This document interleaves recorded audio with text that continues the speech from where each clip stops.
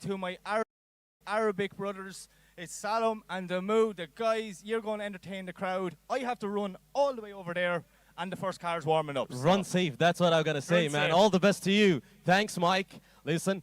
All right, so ladies and gentlemen, welcome all here in Muscat Drift Arena at Oman Automobile Association. We're going to have fun, and I'm sure that it's going to be a long day full of entertainment and full of fun. اليوم إن شاء الله راح يكون كذا يوم طويل بإذن الله تعالى. معانا هنا في هذه الحلبة، حلبة مسقط أرينا بالأبطال الموجودين. So, starting the race with the first Melika from Iran.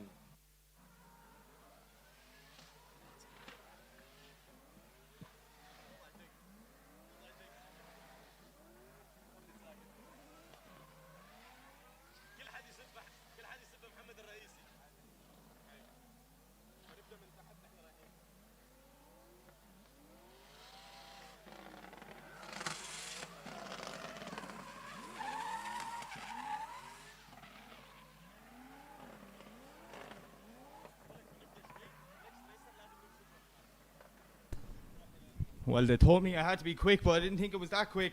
إذا هذه جولة ملكة مفائد من إيران والتي شاركت اليوم على متن نيسان سيلفيا.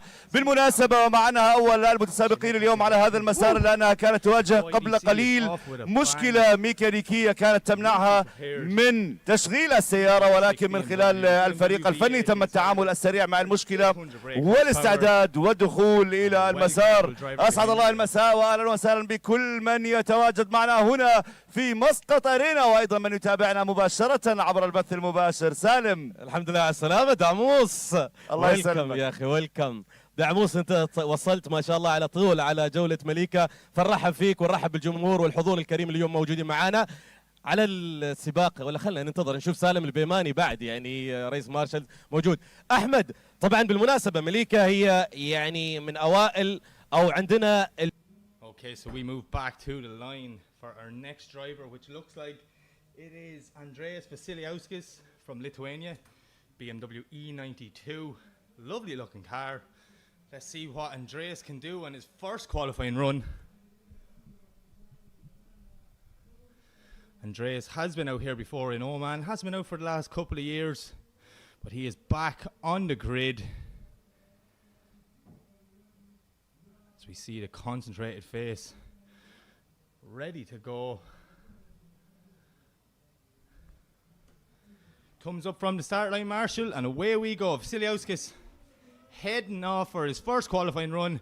Lovely drone angle here into the first corners. We see nice initiation from Andreas. Pushing that car, not too deep in the zone, but he is filling his first run. Probably just wants to get a score on the board. The standard of driving this weekend is absolutely insane in Oman, as we see Vasiliauskas now coming through outer zone 4, smoking the place out of it, making his way back into the center sections. He transitions, huge angle on the car, all the lock all the way through, putting foot to floor, making clouds as he makes his way over the finish line. That's not a bad run.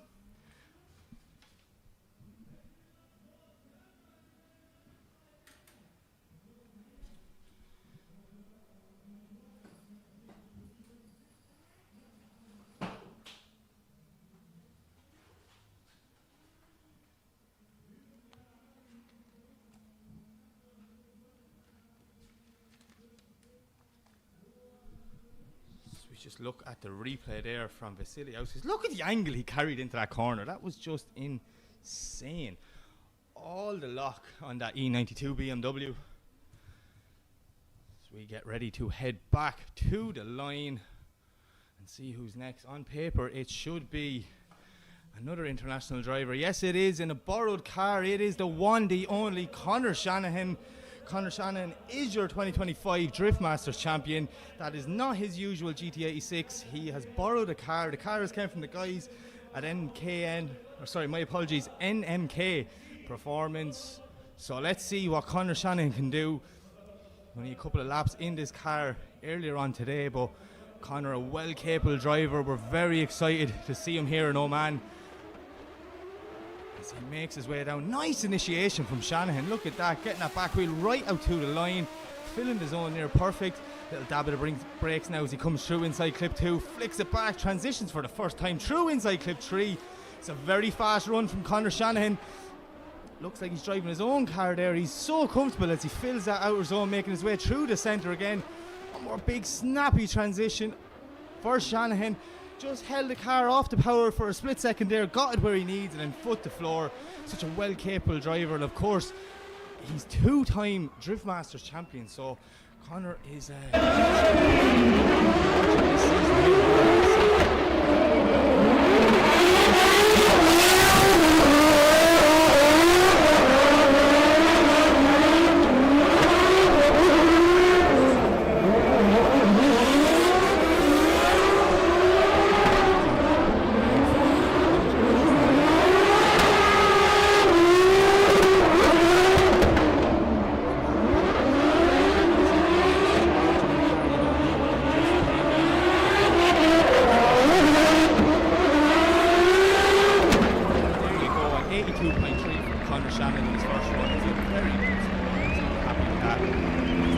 pushing for that second run. Okay, so we're heading back to the line.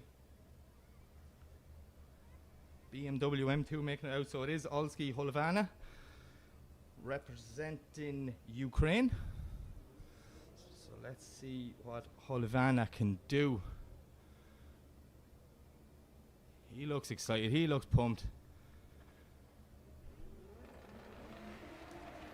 Thumbs up from the marshal, away he goes. Heading off for his first qualifying line. Very early initiation, drags that handbrake a long way, trying to get that car into that outer zone. Puts the foot down now as you see him coming through the first inside clip. Transitioning lovely through the centre. Look at the angle, look at the speed of Holovana as he makes his way around outside zone, coming back to the centre section, getting ready to flick back for the last time. Full throttle transition. No dab of the handbrake, small little tap of the front brakes, making sure the back of the car gets out to where the judges want it as we see him coming in, transitioning through the centre and over the finish line. That is not a bad run.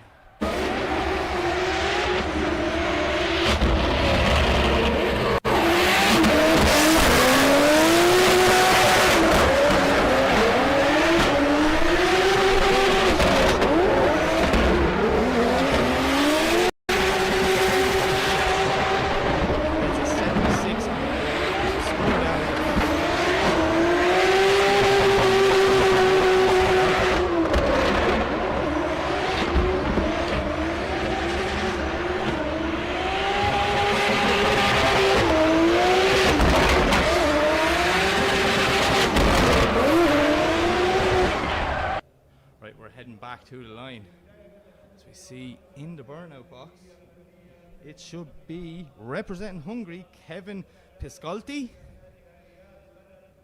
Kevin in his Nissan Silvia 2JZ,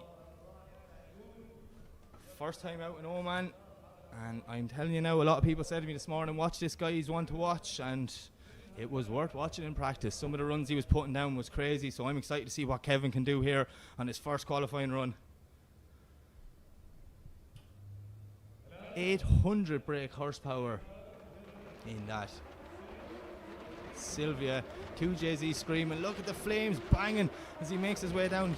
Huge initiation there from Kevin, putting one wheel right out on that outer line through the first zone. Oh, big flame underneath the car. Is that car on fire? Is it a tyre fire? I'm not sure, but Kevin is not letting out. Oh, the back half looks like it's on fire. As we see Kevin Pisconti now putting the foot down, filling the outer zone. Hopefully it's just a bit of rubber and it's not major, because he is not letting up on this run. He's after coming all the way to Oman to prove a point, so will the car hold out for one more run? Oh, a big bang flame from the tyre. We're only in like the 5th run and we've got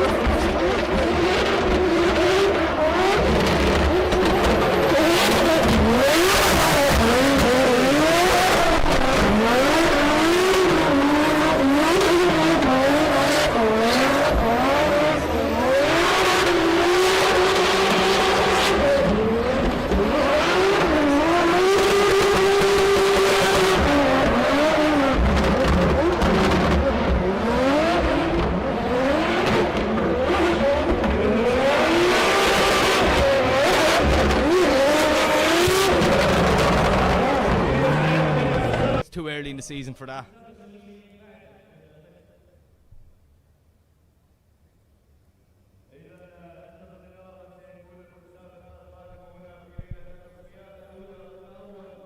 Okay, so next up, I don't think it's going to be Ibrahim Kowali. Looking in, that definitely doesn't look like a Corvette. No, it's not. Unless he's driving a different car, I'm not 100% sure. The list says he's in the C5 or C6 Corvette, sorry. So it will be.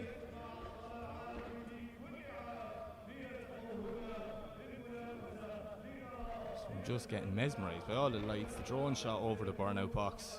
All the stops have been put out here tonight for OADC. The first round, we're back with a bang, and trust me, there are some big surprises this season. I've only heard a little bit of what's going to happen, and my mind was blown, so you definitely want to be tuning in. Definitely tomorrow night, anyways, that's all I'll say.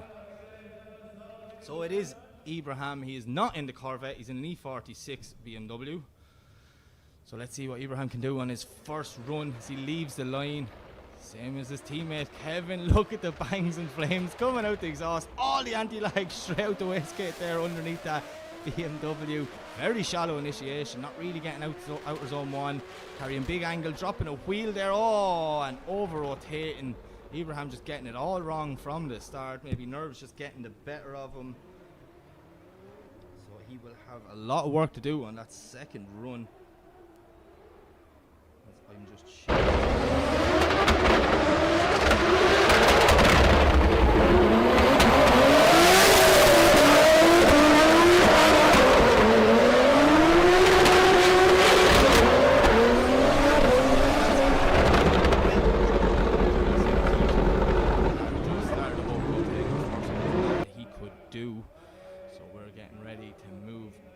to the line, and next up is someone who has definitely impressed me so far today. This is Jihad Al Abdulasam. Okay, maybe I got the name wrong, but the interesting thing about Jihad is, right, one, that car is absolutely beautiful, and two, the driver is 13 years of age. Look at him. He's like a little kid in there, but trust me, he drives more aggressive than anyone else on the grid. Some of the runs he was putting down this morning, oh, it was just pleasure to watch him. So I'm very excited to see what Jihad could do. Toyota GT86, fully carbon Kevlar, absolutely everything you want to a pro spec car, and yet again, he is just 13 years of age. These drivers are just getting younger and younger.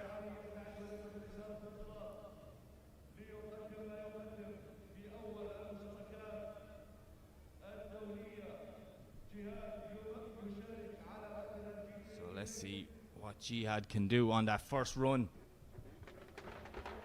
Here at round 1 qualifying, the first night of OADC 2026. Jihad leaves the line. Nice initiation, handbrake jag there.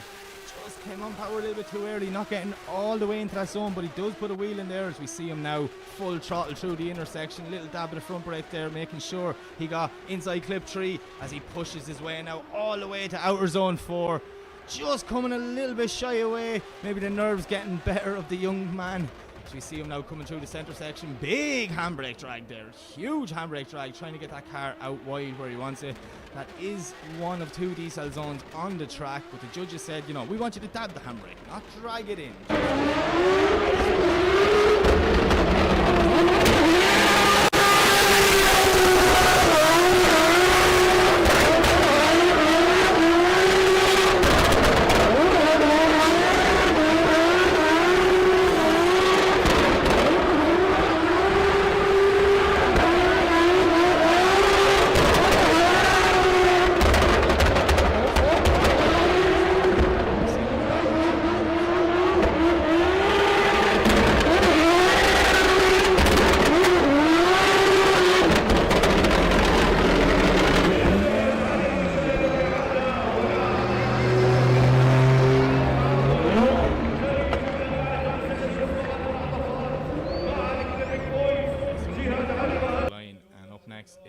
First of our Fresh X drivers, it is Demir Ilatullin, and he is in this insane Nissan Z. These cars, the Fresh X boys, build them as a package.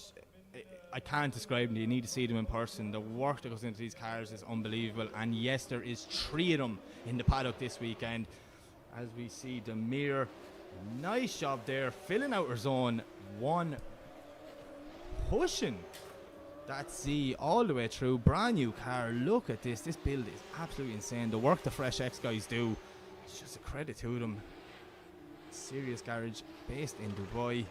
As we see Demir now coming through, getting out of zone.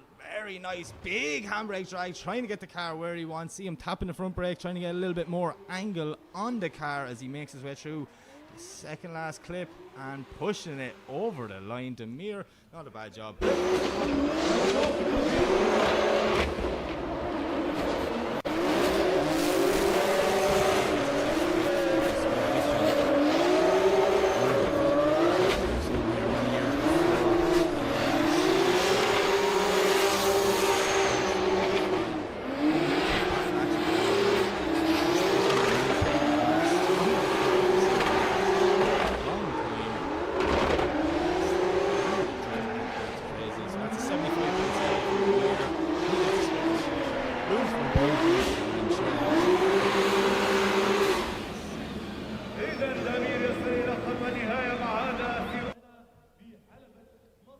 Okay, up next is Muhalda Al-Mizani, representing Saudi Arabia, E92 BMW. So what can Muzani do on his first qualifying run? Beautiful looking car. Love round 1. First night in round 1, the cars look amazing. Then we get to round 3 and they're all ready for a refresh after having a hard season. It's like a show car, that's what that is. So we see Mulzani leave the line. Not the fastest run up, but a huge flick at the end. Mulzani doing a good job, but just brought him all wrong to the inside of the track. Nearly dropping 1 wheel on the inside there. Oh! Snapping and going everywhere. That doesn't really look like he's too in control of that E92. That car was up in the air just before qualifying, maybe having some technical issues with it. They did have the front jacked up and looked like they were working on the steering. So I'm not sure exactly what the problem is. So we see him there now. Not much angle. Yeah, look, see that snapback. Once he just gave it a little bit more angle, the car just snapped on him. Wouldn't let him go where he wanted to go. The car has a mind of its own. It's going to do its own thing.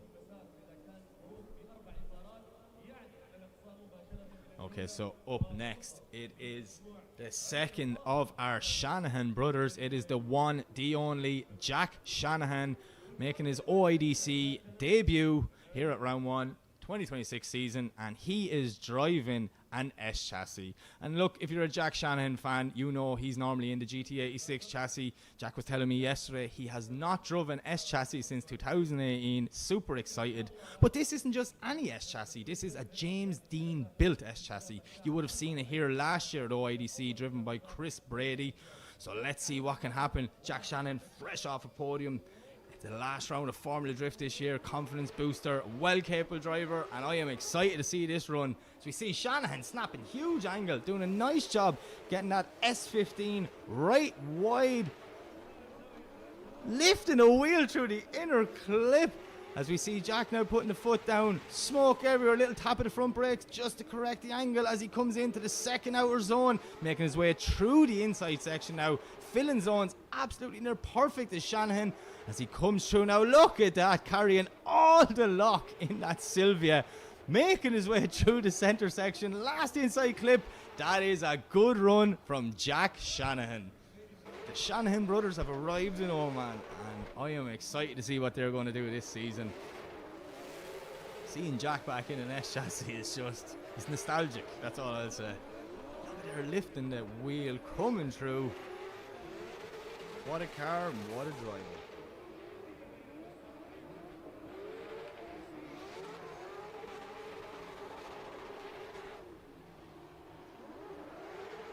So we're going to head back to the line, and up next it is Abhi Patel representing India, GT86.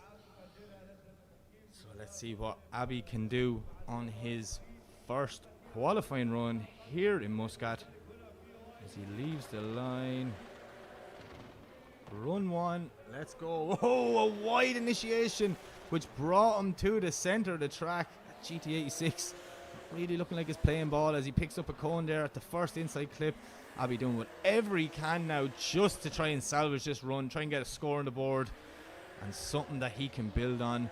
That car has a lot of power in it, but yet again, just not looking like it's steering too well. She's not transitioning as he'd like it. As we see Abby now just dropping another wheel there. Opposite drift, so I'm not sure what way the judges are going to score this. And it's either going to be a 0 or a very low score. There's wheels dropped opposite drift. We'll just have to see what sort of mood the judges are in. But yeah, definitely Abby Patel, a lot more work to do on his second qualifying run. And yeah, that is a 0 from the judges.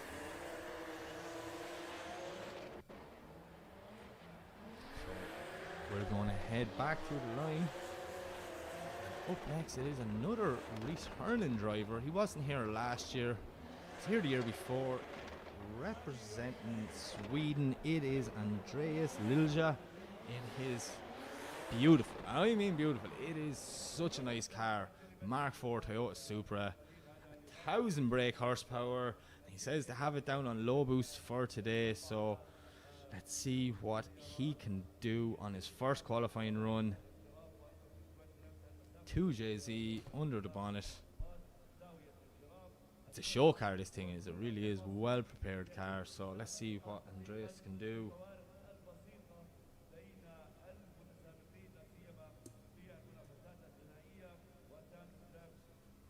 So we see the concentration, not even glimpsing at the camera. He has his mind set on what he does. He tells me by the time he does one run, his coolant temperatures are over 100 degrees. So they had to get on there and bring the fan on earlier.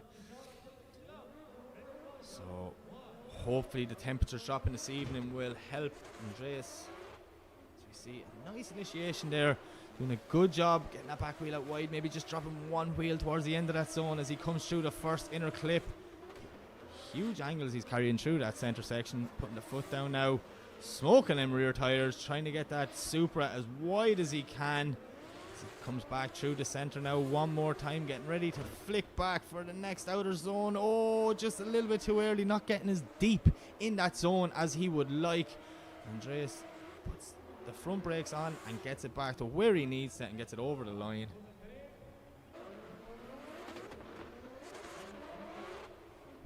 Definitely going to be a score on the board. Hopefully the temperatures aren't plaguing him too much. I'm sure coming from Sweden, he won't be really used to these unmanly temperatures, nor is the car, but it's a 67.7 for his first run. He will be happy with that score on the board.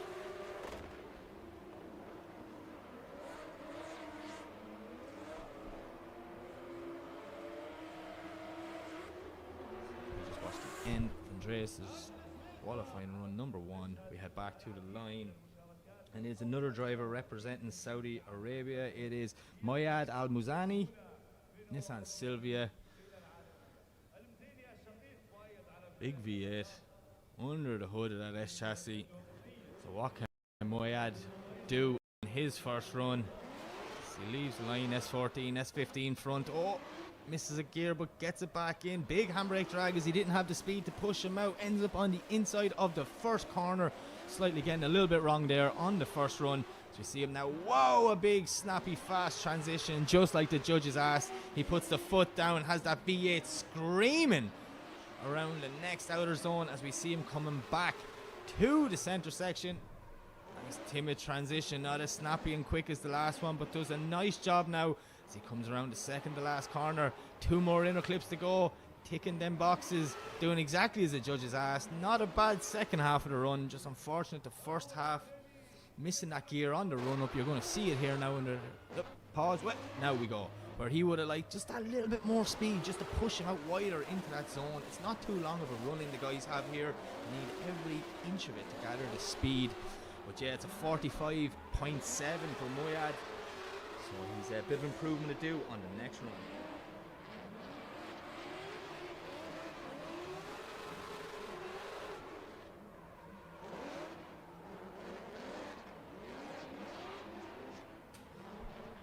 So we're going to get ready to head back to the line, and it is Artros Miskinis representing Latvia, E36 BMW. Such an unbelievably prepared car. V8, first trip out here. Doing some good runs in practice. So let's see what Artus can do as he leaves the line. Whoa, big snap to angle for initiation, but maybe a little bit too late as he over-rotates on the first corner. That's not the runs we've been seeing him do all morning in practice. So Artus is another driver who's going to have a lot to do on his second qualifying run.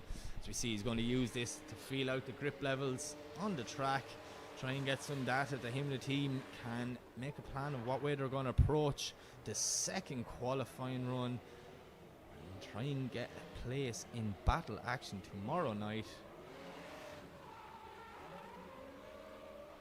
You see the replay here coming down. I was like, oh, he's playing a safe initiation, but yeah, just a huge snap, maybe just a little bit too much too early, and not having the throttle to pull it out of the corner. So Artus, yep, a lot of work to do in the second run.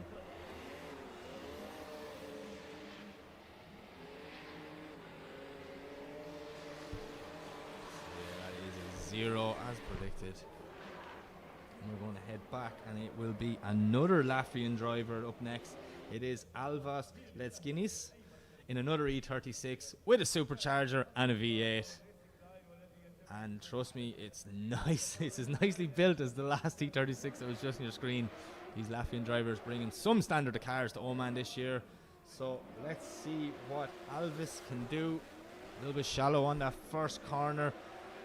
You hear the V8 screaming, locks the front brake, tucks the nose, lovely inside them inside clips. So we see Alves now trying to get the car back wide into the zone as he makes his way through the center section for the second time. Big transition, huge handbrake drag there, trying to slow the E36 BMW down as he makes his way around the last corner. Inside clip 1, inside clip 2, and over the line. It's not a bad run. Definitely seen him do better earlier on in practice. Probably just nerves coming into play again. So let's see what way the judges are going to score this run for Alves.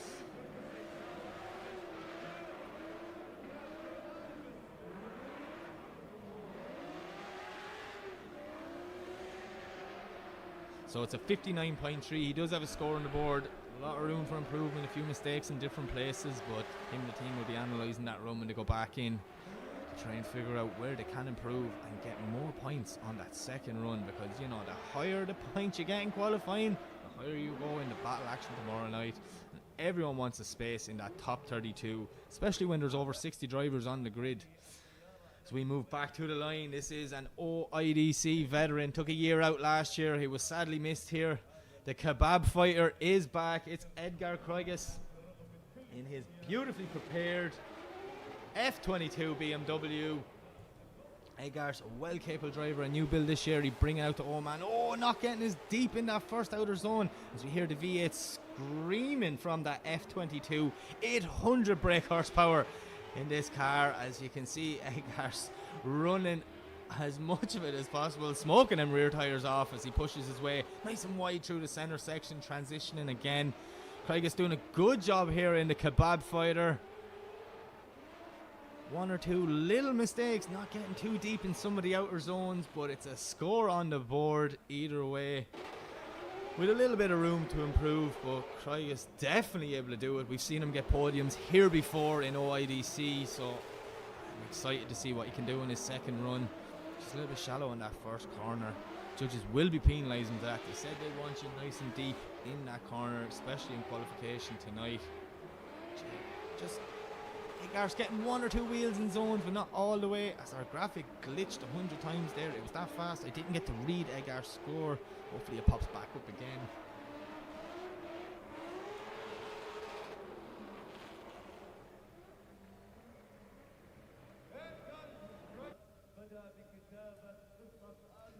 Okay, so we move back to the line. E46 BMW Saeed Al Salah representing Jordan on the line.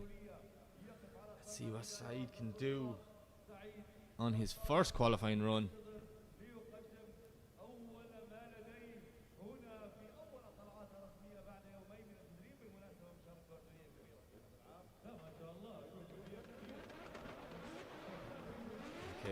lead leaves the line.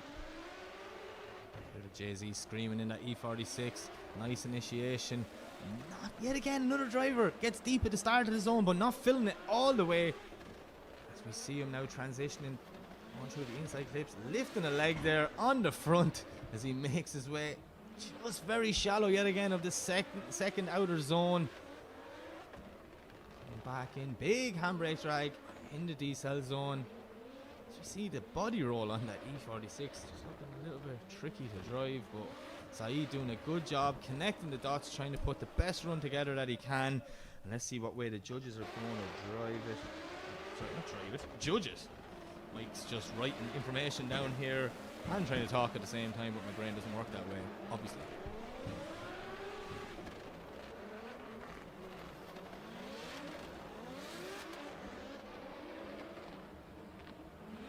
Okay, so that's a 56 per side. Score on the board, but definitely room for improvement on the second qualifying run.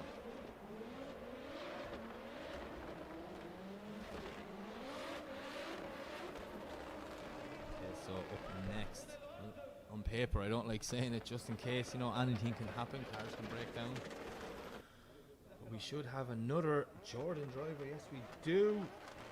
It is Nasser Hanya. As you see, Nasser leaves the line for his first qualifying run.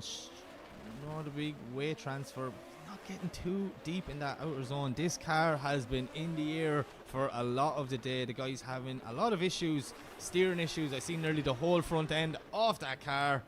So I wonder, did they get it sorted, or have they just kind of put a plaster on a broken leg? They're trying to get it nursed out for qualifying to secure a spot for tomorrow. You see, look, that car just does not want to drift, turning both ways on him. Unfortunately from Nazir. Oh, he just spins before the line. That car nearly looks undrivable to me, so a credit to him trying to keep that E36 moving to get a score on the board. But just unfortunately, the car not playing ball from the start. It doesn't look like it wants to go an angle. Its front wheels want to be straight. It's like it's set up like a touring car or something.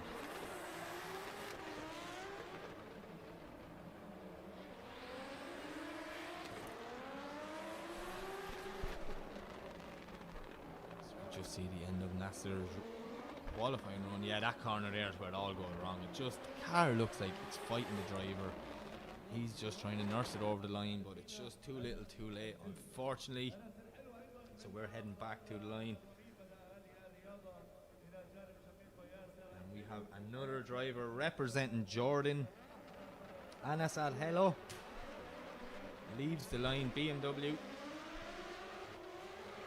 Unbelievably looking car, beautiful livery on this. As we seen him now doing a great job there, filling that outer zone one. That's what we came to see here tonight at round one of OIDC. As we see Anas doing a nice job tapping the front brakes there just to try and get the back into that zone. As we see him now maybe washing a small bit wide in the center section, dropping one wheel as he transitions into that outer zone again, doing a good job now in the second half of this track. He brings it through the last two inside clips and over the finish line. A score on the board. Nice job there through that outer zone. See, it's just this transition here. He hits the inside clip and then just hits this outer zone a small bit too early. See there now, we want to watch it a small bit wide. Stomps on the brakes, tries to get the back of the car out into that box to salvage some points on this run. One wheel drop there as well. Not a bad run from Anas.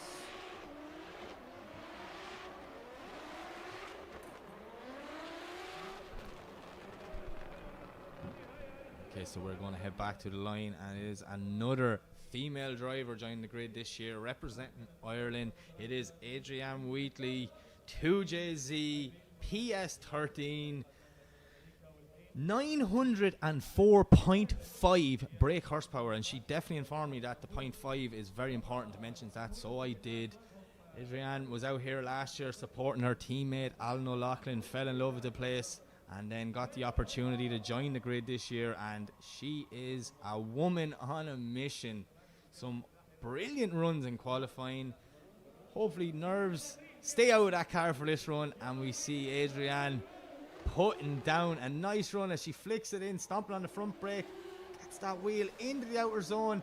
You see her now hugging the outer line, full lock from the angle kit on that PS13, making her way through the first inside clip. So we see the speed of that transition coming in harder than anyone else I think we've seen today. Little dab of the front brake there now, trying to keep the car on track. Oh, maybe just dropping 2 wheels at the end there. She fights her way back through the center section. Huge angle yet again. Puts the foot down. Look at the smoke from the back of this PS13. Absolutely melting them tires as she brings it over the line. That's not a bad run. 1 or 2 little mistakes, but Adrienne definitely will be able to tidy it up on the second run. It will be a score on the board. That's the most important thing. See there, just a little bit early into that zone, but she does good job through here. Look at the speed of that transition. A 57 on her first run. She'll be delighted with that, and her and her team will be able to figure out the areas that she can improve in for the second run. Not a bad run at all. One of 3 female drivers on the grid this weekend. Brilliant to see.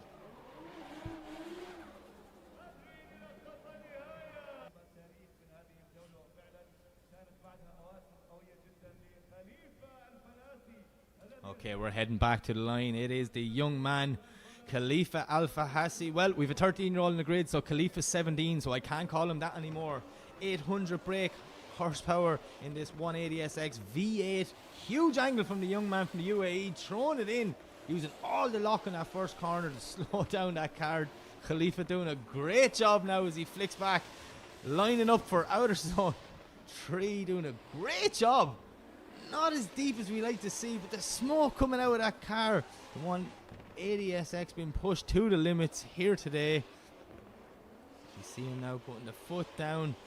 Khalifa, a well capable driver. He's getting so much more comfortable in this car. He's made big improvements, a lot of seat time in the off season, and it can really show. Bangs of it coming over the finish line. Some of these builds are just crazy.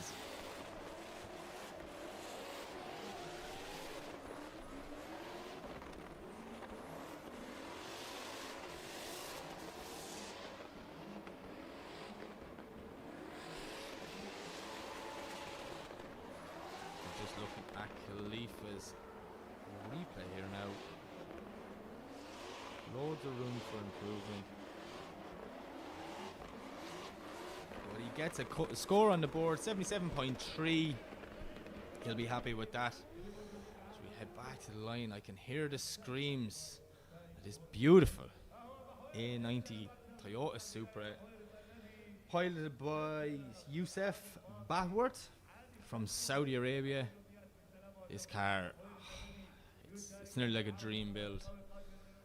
Carbon Kevlar, absolutely every part you would want on a drift car, and Youssef, a crazy driver behind the wheel. Let's see what he can do on his first qualifying run. Youssef leaves the line, screams at the Jay-Z's. He makes his way down the track. Little wobble coming into the first zone, but he gets that back wheel right nice and wide on the white line. So you see him coming through the first inside clip now. Full throttle, hits the second inside clip, and oh, Youssef just washing a little bit wide. Trying not to dab the handbrake, trying to use angle to slow down the car. Maybe just a little bit too late dialing on the angle, but he's still keeping this run going. He will get a score. Flame shooting from underneath the Supra. This looks amazing as we see Youssef. The speed he went through that last section there. Some power in this car. Kind of one of them cars you're, as a driver, look like you're just holding on. Let's see what happens here. Youssef, definitely second season in this car. He has tamed the beast from last year, so it's probably the biggest mistake in my opinion. Just coming in there before the next outside zone, drops the wheel, he puts the score on the board, 49.7. A lot of room for improvement.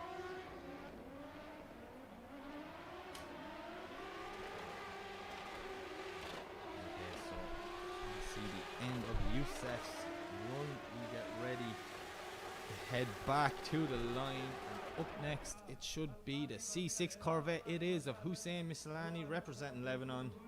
Hussein, an OIDC veteran. Struggling with this car today, he told me. He's like, the car's not playing ball. It was doing well a couple of weeks ago up in Abu Dhabi for the Emirates Drift Championship. So hopefully him and his team have got this car together, locked in, and Hussein can put in a qualifying run. Let's see what happens as he leaves the line here. Nice initiation there for Hussein, not too deep in the clip, gets one wheel in all the way around. You see him now making his way through the center section, holding on, tab of the front brakes there just to scrub off a bit of speed coming into outside zone 3. See him flicking back some speed through the center section, a little dab of the handbrake in the decel zone, settling that Corvette as he comes through the last two inside clips and over the finish. Oh, Hussein, did he drop two wheels just before the finish line there? I think he did, and if he did, he will be kicking himself over that one. Not a bad run from Hussein. So let's see what the judges think of this one.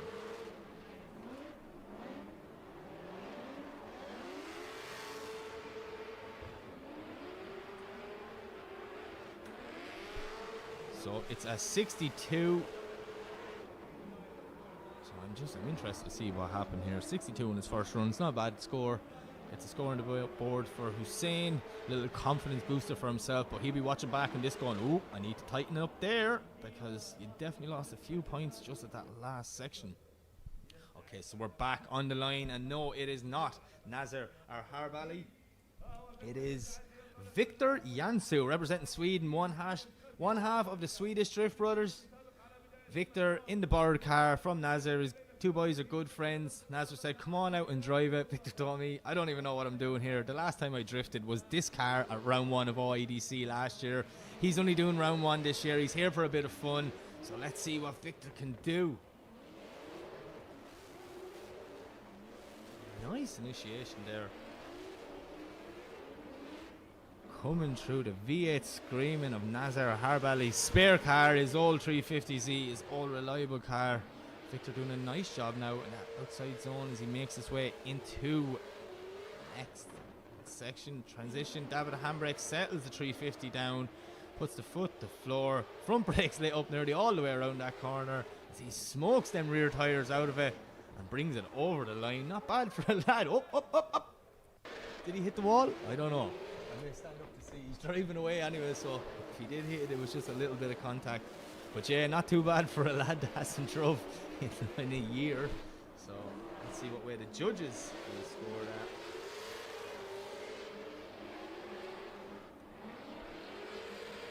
that. And it is a 67.3 for Victor Jansu. Not a bad score.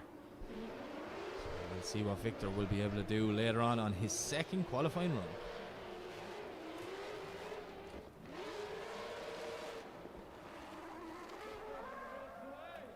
Oh, he did hit the tire wall at the end. Brilliant. Okay, it's another 350Z. It is Robert Babagulian. This Z is unbelievable. It's such a well-prepared car.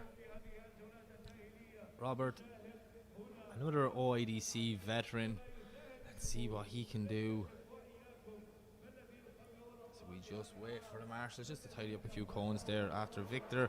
Thumbs up from the start line and away he goes. Robert's off for his first qualifying run. Huge snapped angle. Will he be able to hold it? I think he will. Not filling that zone all the way and very deeply, but that was some initiation from Robert as he carries big angle through the first transition, making his way through the inside clips, now pushing wide for that second outer zone, heading back for the inner. Sorry, my problem. God, tangling my words because I'm just enjoying this run so much. Robert throwing huge angle on again, coming through the center section for the last time. This is a brilliant run for Robert Babagulian.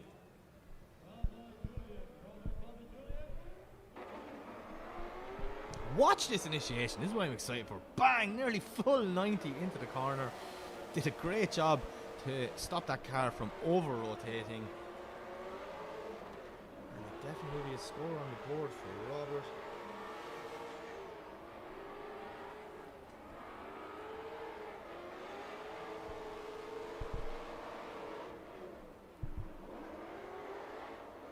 So it's a 74 for Robert. He's going to be delighted with that one. A nice score on the board.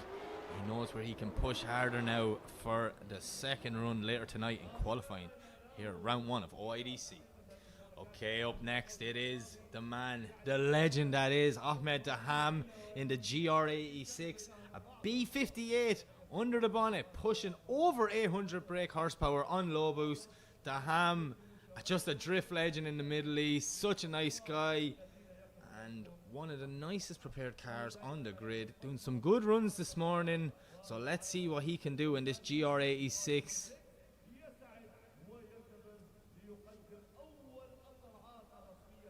Daham even brought the car out for dinner here in Oman a couple of weeks ago, just asking it to behave nicely. Check out his social media to see that video, because I could not stop laughing at it. Will the car play ball? It's been working all day long for him in practice, so I'm really rooting for Daham here on his first qualifying run. He wants to get a good start to the championship. Ahmed Daham, no stranger to podiums here at OIDC, and he wants that top step at round 1 just to get a good score on that championship board heading into round 2. But before we get to the podium, Ahmed, we have to get through qualifying. So let's see what you can do as he leaves the line.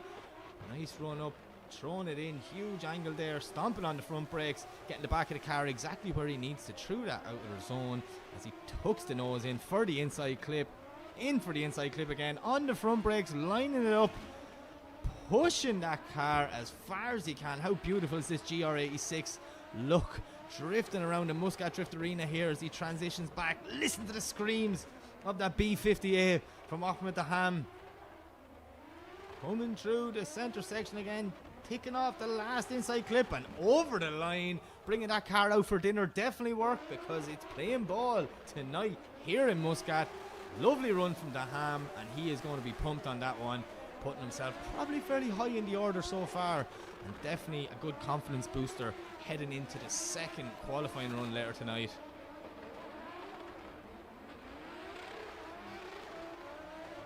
And there you go, an 83.3. Ahmed Daham, he's going to be smiling with that one.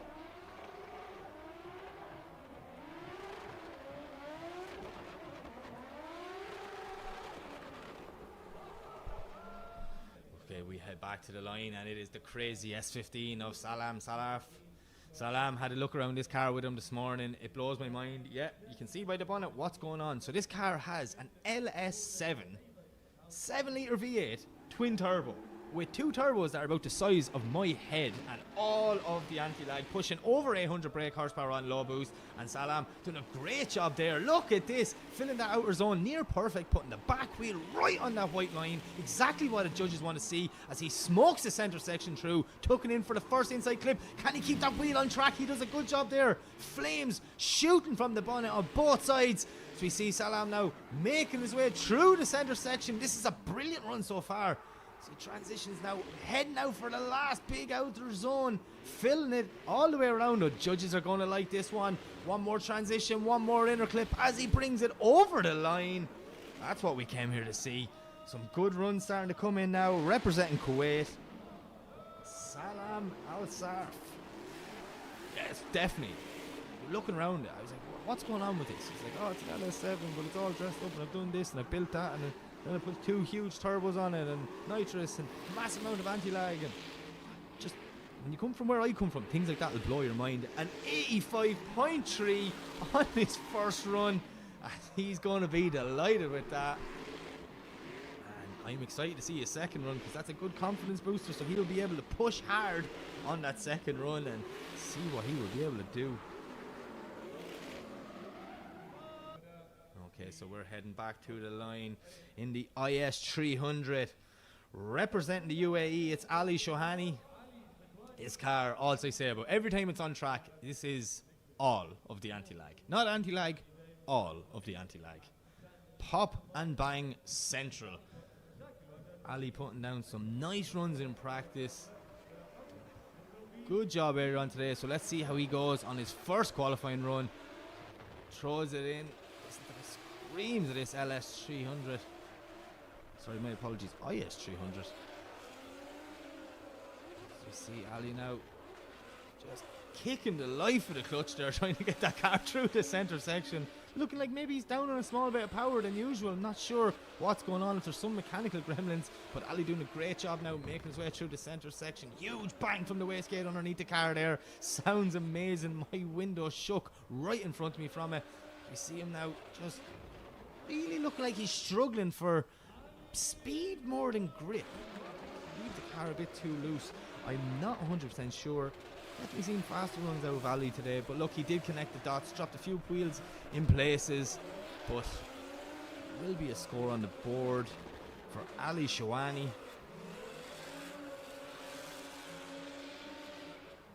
So it's a 43, not the biggest score.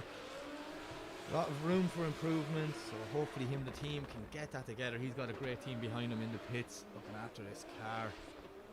So let's see what they can do, and we will be eager to watch Ali's second qualifying run here at round 1 of OIDC 2026.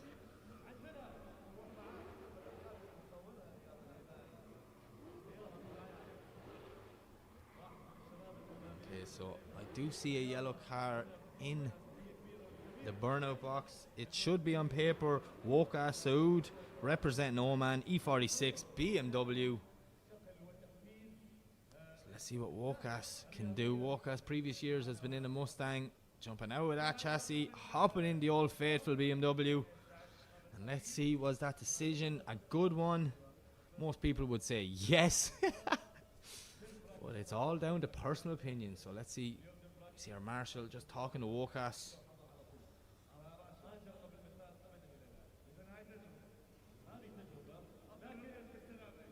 He reversed back, not 100% sure what's going on. I'm like you guys at home, I'm sitting watching the screen, just interpreting, trying to figure out myself, like what's going on, or stand up and look out the window. I see Marshall's just picking up some cones. I'd say that's what they're telling them. Just give us a minute there, we'll get this track ready, make sure conditions are the same for all drivers. But yeah, Wokas leaving the line. Like he missed the gear there, gets it up, flicks it in, very shallow on that first zone, not really getting it at all, as we see Wokas now putting the foot down, the V8 screaming in this E46 BMW.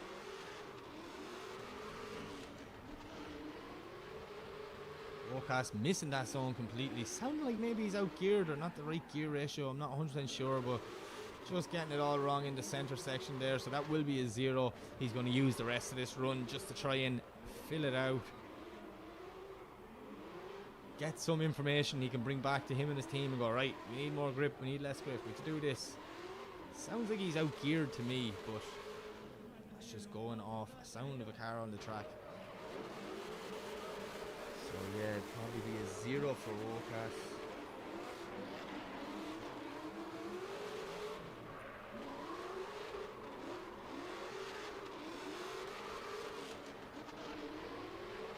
He's struggling with that car, so he's not getting it out wide and there. That's where it just got all wrong. In the wrong direction, which would be a 0. And we head back to the line. This is a man who is on a mission today. I just met him coming out of the hotel before qualifying. Very confident. Mohammed Siev in this GT86. A new driver this year. He's after improving so much. Loads of seat time, was out in Europe driving, he was in Riga, he's been to so many different places. And he says he's coming back to OIDC this year to prove a point and try and get on that podium tomorrow night. So let's see how Mohammed does, representing Lebanon. As he leaves the line, big flick in, huge initiation, gets the back wheel, lovely and wide, out to that outer zone. Car screaming as it's coming through the center section.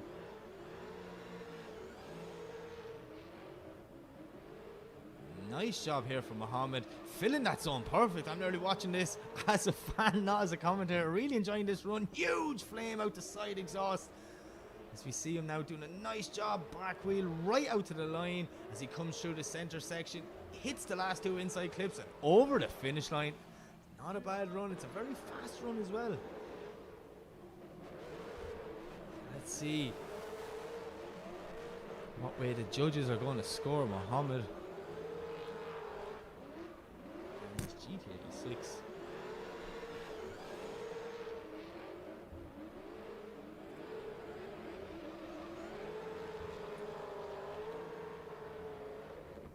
So it's an 85.3, a very good run for Mohammed. He's going to want to hit that top spot in qualifying tonight. Go back in, they're going to analyse these runs. Yeah, standard of drift teams in the pits. Drifting's come a long way in Oman, that's all I'd say. Professional teams out there, as you can see straight away the drone shot. Look at the pit area. NMK Fresh X really making a statement, multiple cars running. And speaking of Fresh X, up next is another one of their crazy Z's. This time it has been piloted by Dennis Miguel. Unbelievable. I actually seen one of these cars. I'm not sure which one of them because it wasn't live up, but it was tested a couple of months ago in Dubai while I was up there, and my jaw was on the floor even looking around it. The build in these cars, it's perfection. Absolutely perfection. Everything you want to a very, very high standard. So yeah, let's see how Dennis does.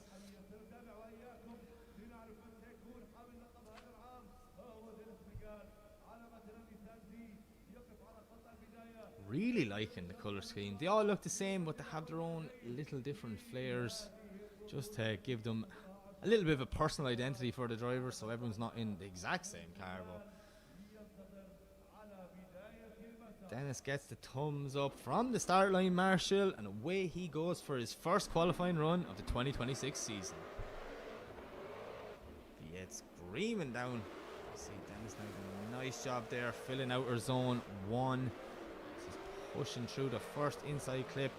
Snappy transition, all the angle just to scrub a bit of speed as he makes his way for the second outer zone.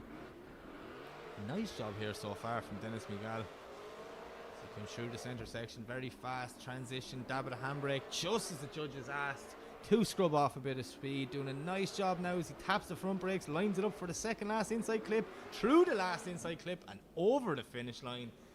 Nice run there from Dennis Miguel. Definitely these Fresh X boys came to play this season here. OIC.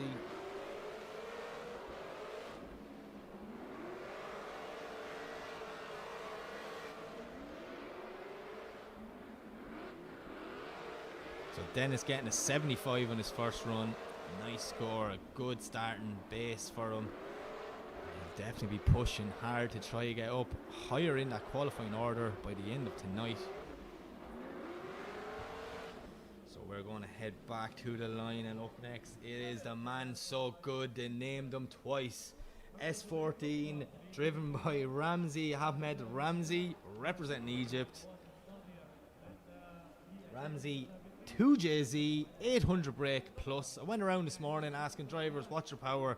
They're obviously all getting the same parts, or they're all lying, but everyone said around 800 plus, or some of them told me if they were on high or low boost.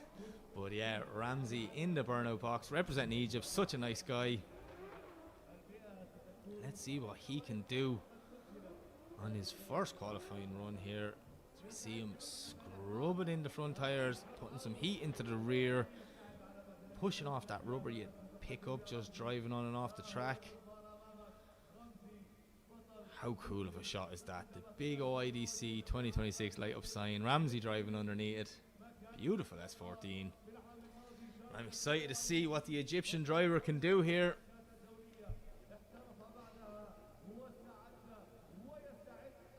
Run 1 in qualifying coming right up. Thumbs up from the marshal, away he goes. Screaming Ramzi's 2J coming down the straight. Nice initiation, very, very fast from Ramzi. Hugging that outer line. He's doing a nice job now coming through, flicking back, lifting a wheel through that inside clip. Shows the grip in the back of these cars. Ramzi doing a nice job now in the outside zone. This is a very good run so far from the Egyptian driver. As he comes back one more time. Nice initiation, really wide on that outer zone. Ramzi doing a great job here. Really liking this run as he brings it through the last clip and over the finish line. He's that happy, he just keeps drifting. So Ramzi doing a great job there. I wonder, did the judges like it as much as me? It's coming through. Watch the transition, lifts the wheel there on the front.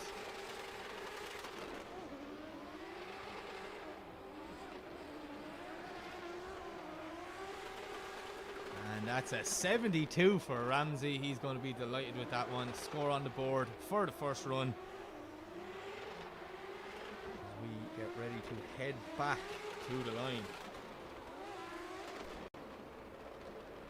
And up next it is the man that is Haitham Al Haididi, representing Oman, the local boy. V8 S15 Sylvia, and an insane driver behind it. Haitham doing some serious runs this morning in practice. A guy that always puts on a show for us here at OIDC. A fan favourite. Just really excited to see what Haitham's going to do this season. He told me last night at the press conference, I'm definitely pushing for a podium. I need a podium. I want a podium this year. So what can the young man from Oman do? Hopefully it's something special as we see Haitham leave the line. Throwing it in, nice initiation. Putting the back wheel perfectly on the white line all the way around that first zone. As we see Haitham now smoking the centre section out of it. He's doing a great job on that first transition. Coming out, stomping on the front brakes, trying to fill that outer zone. As he comes back through the centre section again, transitioning. Dab of the handbrake in the decel zone, and maybe just coming back on the power a small bit too early. Jumps out of the zone. Haitham doing a great job though to try and control that beast of a Sylvia as he brings it over the finish line. Not a bad run at all from Haitham Al Haididi.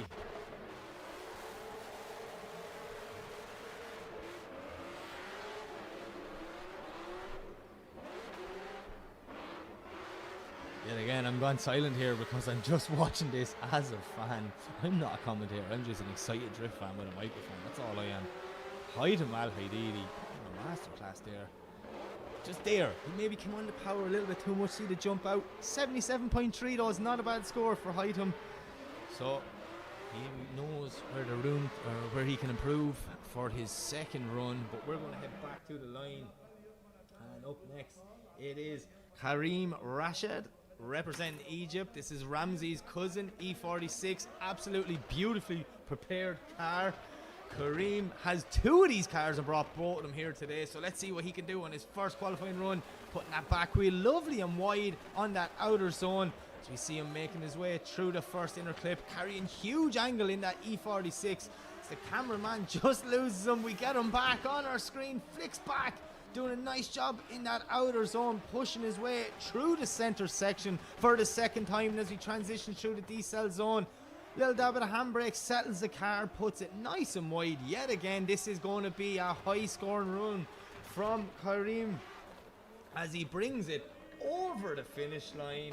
That's what we came to see. 2JZ and a well capable driver, and as I said, yes, he has two of these cars, absolutely identical, like identical, everything's the exact same. He was testing both cars, didn't know which one he's going to drive. One's called his Egyptian car, one's called his European car. The European car is the new one. Obviously it was built to go somewhere, I don't know where it's going to go. Maybe there's a hint in the name, I'm not sure, but definitely a man I think we're going to see more of. An 85.7, he is going to be delighted with that one. The Egyptian boys, two cousins, came to play this year at OIDC. Right, we're heading back to the line. So it is another Irish driver, the one, the only, Alan O'Loughlin, returning again for another season in Oman. He was out here last year, but trust me, that is not the same car as you've seen last year. It got a full rebuild and loads of improvement, and built with the mind of doing well in Oman. This car was built for Oman. A 1.5 JZ under the bonnet, 800 brake horsepower. Again, it's going to be a common theme. That's what they're all telling me. Let's see what Alan O'Loughlin can do here. Trust me, if you could hear this car in person, it sounds amazing on the track. So we see Alan throwing it in. Huge initiation from Alan O'Loughlin. All the angle from the start, filling that outer zone near perfect.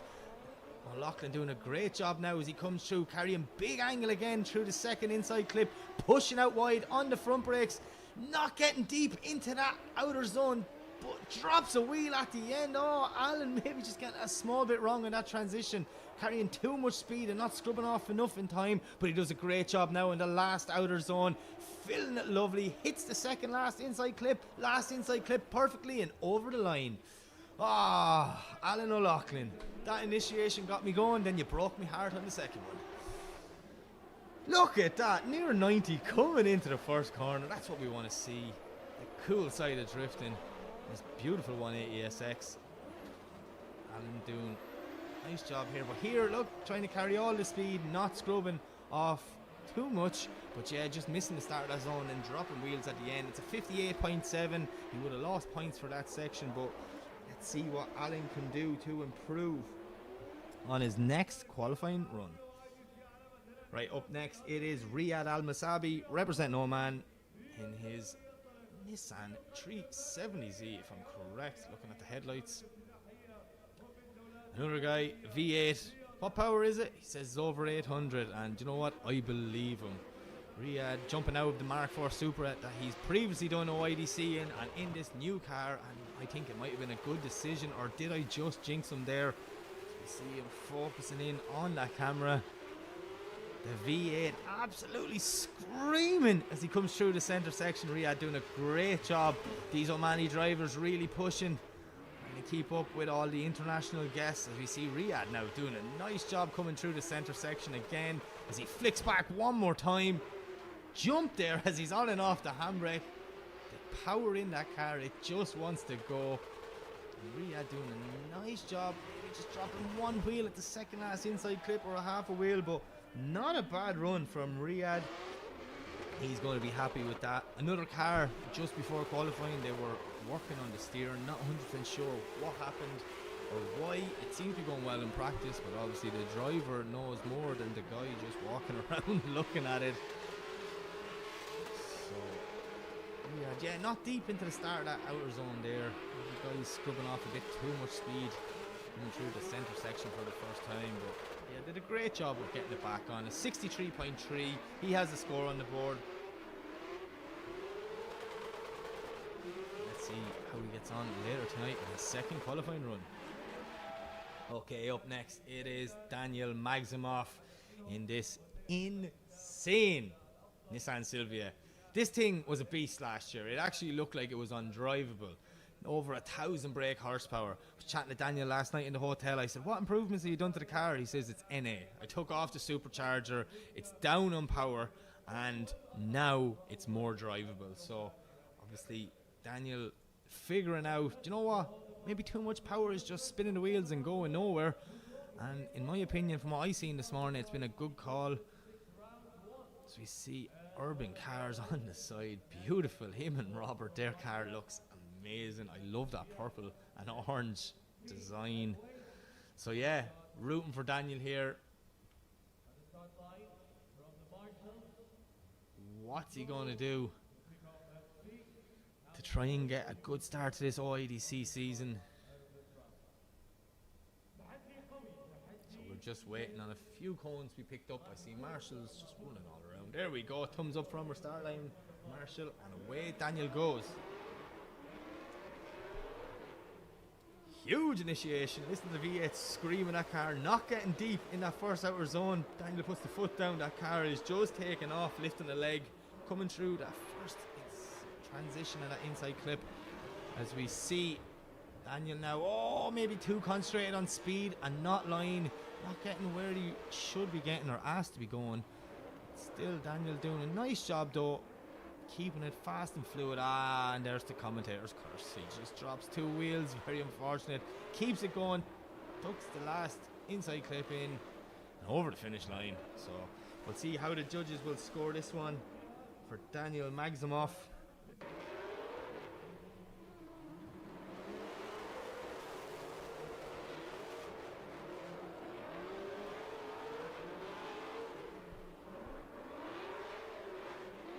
See Daniel putting the foot down there and the clouds just forming from the back of his car.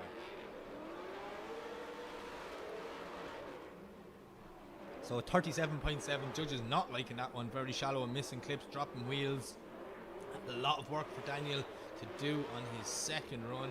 We're going to head back to line, and this is a guy who's had a very tough morning. Sebastian Fonten, representing the Netherlands. Huge initiation for Sebastian Fonten, filling that outer zone. Sebastian only has like 1 lap of practice under his belt. The reason being, his car arrived at 7 a.m. this morning. They still had work to do on the car. Him and his team working tirelessly. But Sebastian, a well-capable driver, doing a great job here on his first qualifying run, looking like he's been practicing all day long. Every lap he does will be more information to bring back to the team of how they can improve for the second run.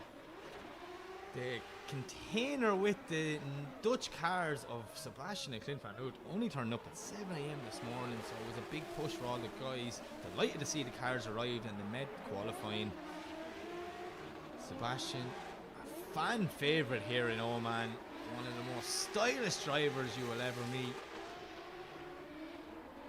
And he's doing a good job for your second lap of that track. It really is. So a 73, he is going to be delighted with that one, because as of last night he didn't know if he would be making the first run. So Seb will definitely be heading back in to do a few little changes and figure out where he can gain some more points to push himself higher in that qualifying order. Okay, up next it is Abdullah Hamada, representing Jordan. E92 BMW. Orange seems to be the team this year. It looks so cool. It was yellow last year and I thought it was unbelievable, and then he just came back and outdid himself this year. So we're going to see what Abdullah can do. The speed of him down, huge initiation, and maybe just pushing a small bit too wide. Can he hold it? Yes, he can. Gets that car back in for the first inside clip. It's a big, snappy, fast transition.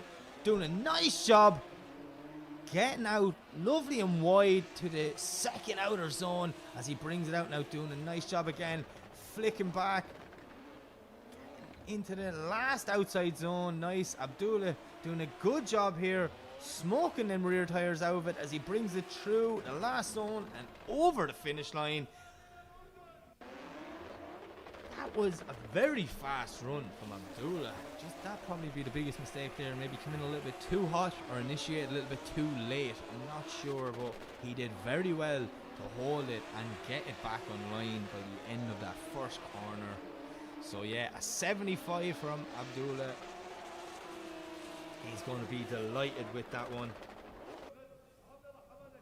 Okay, so up next it is Ihab Farah, representing, sorry, my notes are gone mad there. Oh yeah, representing Lebanon. My apologies, Ihab. I even knew that before and see the flag on the door. He's in his trusty E46. He does have a new Sylvia, but it's not here this weekend. He told me it will be back for round 2 in a couple of weeks. But Ehab's, his old trusty, you know, 2JZ E46. Ehab, another driver who went off this summer, tried to drive in as many places as possible, even made it out as far as Riga and Latvia. Doing well out there in the Sylvia, so I'm excited to see what Ehab can do here tonight at round 1 of OIDC. As we hear the anti-lag switched on, and away he goes for his first qualifying run. 2JZ screaming out the E46, and Ehab doing a nice job. Look at that, putting the back wheel perfectly on that outer line. So you see him now stomping on the front brakes, tucking the nose in for the first inside clip. He makes his way through the first transition, very fast as well through that transition is Ihab Fala, as we see him now doing the same thing in outer zone 2, filling that zone start to finish near perfectly, maybe dropping one wheel there just before the transition as he makes his way into the D-cell zone, filling that last outer zone. Very nice on the front brakes all the way around that corner, tucking the nose in for the inside clips and over the finish line. Ihab, that was a brilliant run, my friend.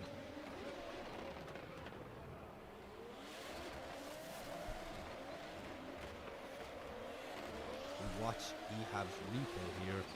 Imagine this is not his first choice of car. It's crazy. Such a nice car, this E46. We've seen it here before though, IBC. So let's Let's see what way the judges score this. 77.3. That's not a bad score.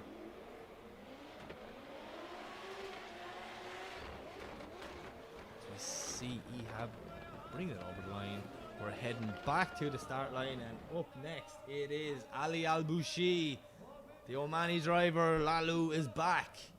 V8 supercharged 180SX, and such a nice guy driving it. Lalu there to help absolutely all of the international drivers. There's a lot of people rooting for him here. A fan favourite in Oman. So let's see what the Omani driver can do as he gets the thumbs up from the start line marshal. Away he goes. Lalu is a judge in most championships around the Middle East. Back driving again. Nice initiation. Putting it lovely and wide through that first outside zone. Carrying huge angle there just before the transition. Not a touch of the handbrake at all. Just using angle to slow that car down as he makes it into outer zone 2. Doing a nice job now, carrying big angle again as he makes his way into the center section. One more time, flicks it back. This is a nice job from Lalu, using all of the lock there to get that car out wide into the zone. Ticking off them last 2 inside clips and bringing it over the finish line. Lalu, that was a great run.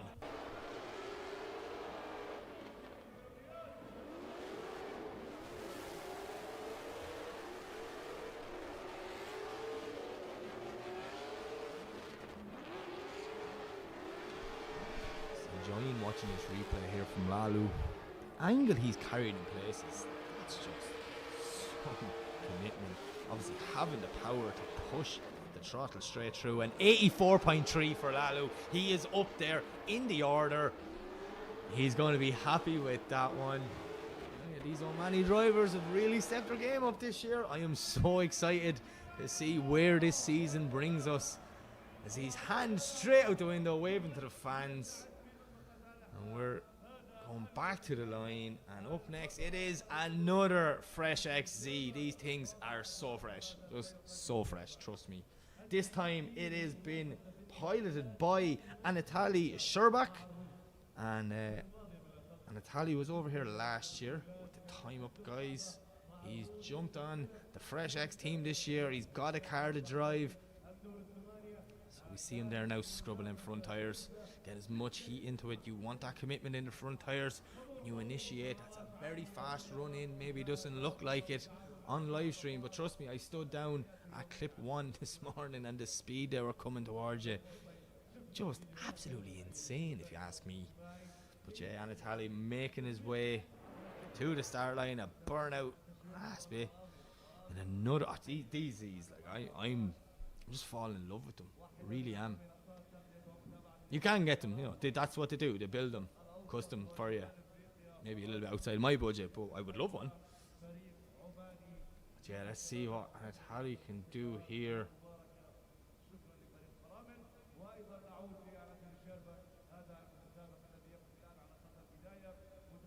Thumbs up from the driver. Cool, calm, and collective.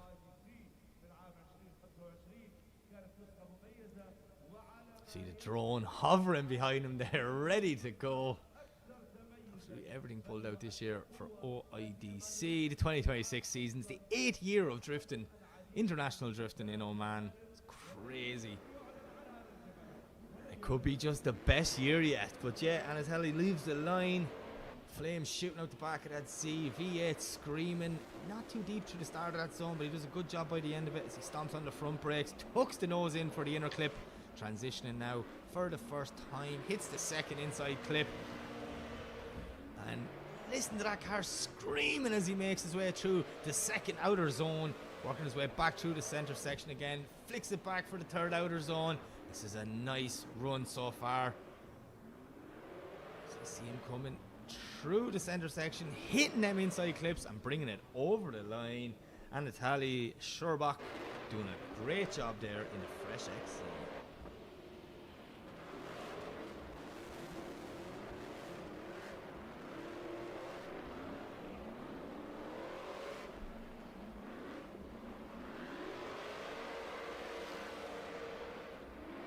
So a 79 on his first run. Room to improve, but still a decent score on the board. He's going to be delighted with that as he heads back into the pits. And Fresh X guys now probably talking together. They've a huge team there. And they've figured out where they can get more points from the judges. Sitting up the front of briefing this evening just before qualifying, paying so much attention, taking in every bit of detail, and that's the way you should be if you want to win. Okay, up next it is another Omani driver, Tarouk Al-Shahani. Back on the grid, trusty 180SX, huge supercharger sticking out the bonnet, V8, and a well-capable driver behind the wheel. So let's see what Tarouk can do on his first qualifying run. As he leaves the line, thumbs up from the marshal, away he goes. Nice initiation there from Tarouk. You hear the V8 screaming on the front brake all the way around that first corner, getting the back of that car exactly where he wants it, and a very fast transition there as he smokes the Muscat Drift Arena out of it, coming into outer zone 2. Playing with the throttle through that centre section. This car is not sure exactly what power is in it. Every time I went over, he wasn't there. He was out practicing. But definitely in the high figures, probably the 800 club, because that's what everyone seems to have this year. But Tarouk Al-Shahani doing a great job on his first qualifying run. That would be a good confidence booster for him going into his second run later on tonight here in beautiful Muscat.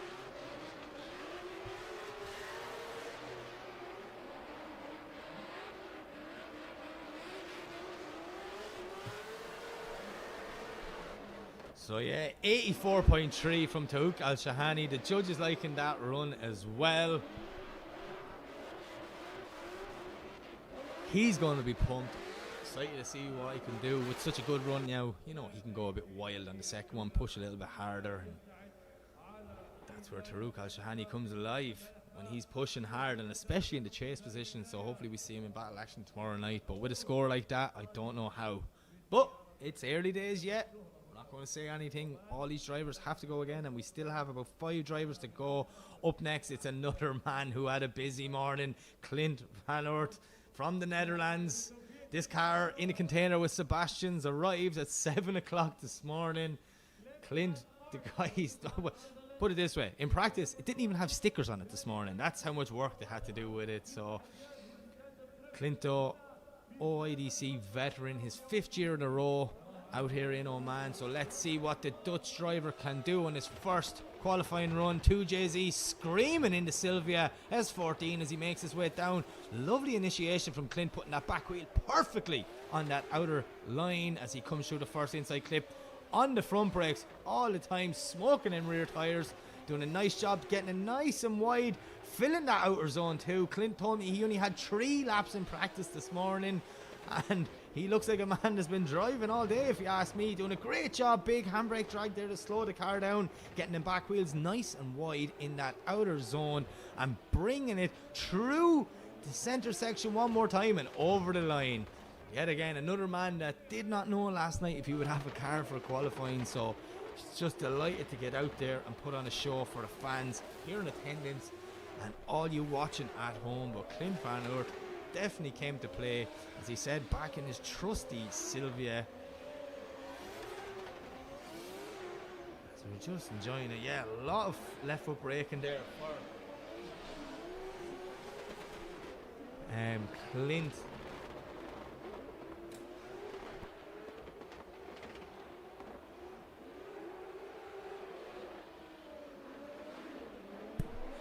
Just had some people walking on top of me there. I'm closing the door so you don't hear all the noise from outside.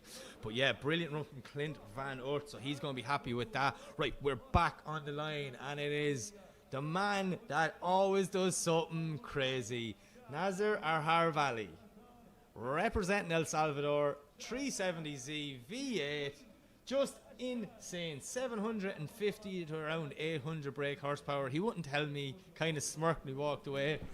But Nasser definitely came to play this weekend, As we hear the screams from that car throwing it in. Early initiation and he pulls it off. Judges are going to like that one from Nasser. So we see him coming through the first inside clip. Screaming. Oh, the noise of that car as it passed by my commentary box here. The floor is shaking underneath my feet. And Nasser doing a brilliant job on this first qualifying run. Coming back through his own smoke. So we see him transitioning for the outside zone. Doing a nice job yet again. So cool, calm and collective behind the wheel is Nasser. But yet such an aggressive driver. And a little 360 to finish it off.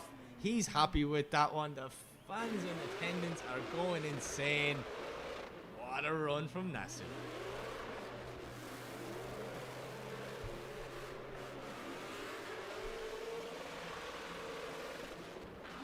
Huge angle he's carrying on these transitions. Absolutely brilliant.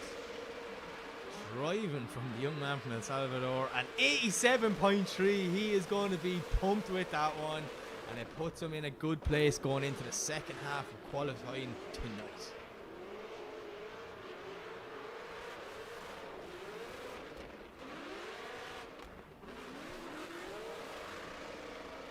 Okay, so we're going to head back to the line, and up next it is a man in a new car. Built this car, did about 5 laps, put it in a container and sent it to Oman. And if you ask me, it's probably the nicest looking drift car I've ever seen in my life. Benedictus Cherba is back in Oman, and he is in a G42 2 Series. So this is a brand new chassis from BMW. Also has the 2JZ with over 1,000 brake horsepower, and everything you see on this was custom built in-house, from the kit to the lights to everything. I walked around this car last night with him and his team, and the attention to detail is just insane. Cherba and the boys definitely built a weapon, and all I'm going to say is he can drive it too. It was that modern of a chassis I had to go up and ask, going like, what model BMW is this? It's the G42. Crazy, but look at the speed of Cherba coming down. Huge initiation. Can he hold it? Yes, he does. Putting it nice and wide through that outside zone, carrying big angle again, as we see Cherba now smoking the Muscat Drift Arena out of it here tonight, doing a good job on his first qualifying run. As he comes through now, transitioning out wide, screams at that 2JZ. As Cherba doing a brilliant job, and he has definitely came to play this season in this new car. Maybe about 20 laps altogether in this car since it's been built. And then you go out and do something like that in qualifying. Just showed you the standard of driver from Benedictus Cherba.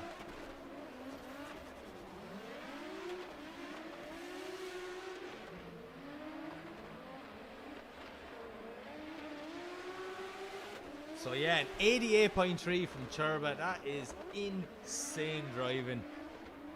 He's going to be delighted with that. Another driver who has come to play this season. So we're going to head back to the line. And up next is a guy who was here last year. He won the last round of the 2025 season. It is Tomas Kiley representing Ireland. He's back in his trusty 180SX, a whole new look from last year. You see it in the burnout box there. Kiley's car looking unbelievable in that lime green. And if you know Kiley from back in the day, that was a signature colour he was kind of known for. So yeah, let's see what the young Irishman can do on his first qualifying run here. I was talking to him this morning. I said, what power? He smirked and said, 1,000, but I have it on low boost. Now, he didn't tell me if that's 1,000 on low boost or high boost. But some of the drivers keeping the information a little bit to themselves. They don't want me telling everyone on the internet exactly what's going on. But Kiley is just one of them drivers who always does something special, really comes alive in the battles. One of the most aggressive chase drivers I've ever seen anyways. So I'm excited to see what Tomas does here on his first qualifying run. Look at that car. Looks class. Really does. So yeah, Kiley leaves the line. Big handbrake drag, trying to get that car out wide, maybe initiating just a small bit too early. Puts the foot down now, smokes them rear tyres as he comes through the first inside clip, snapping back. very fast transition there from Tomas Kiley as we see him coming around, doing a nice job in that outer zone on the foot brake, just tapping the brake to tuck the nose in for that transition. And Kiley doing a great job here. Such a nice run. So he comes through the last two inside clips and over the finish line. Big angle, big flare, a big stylish driver from Tomas Kiley. Just maybe that first inside zone. Not sure if he initiated a small bit too early or what happened, but other than that, it was a near perfect run. Just a little bit shallow in that first zone. So the judges are going to like this one.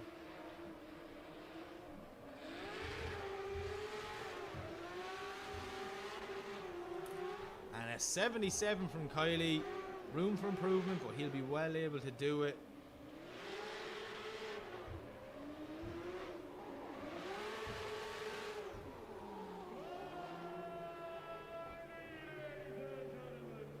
So we're going to head back to the line, and up next is the last of our Omani drivers.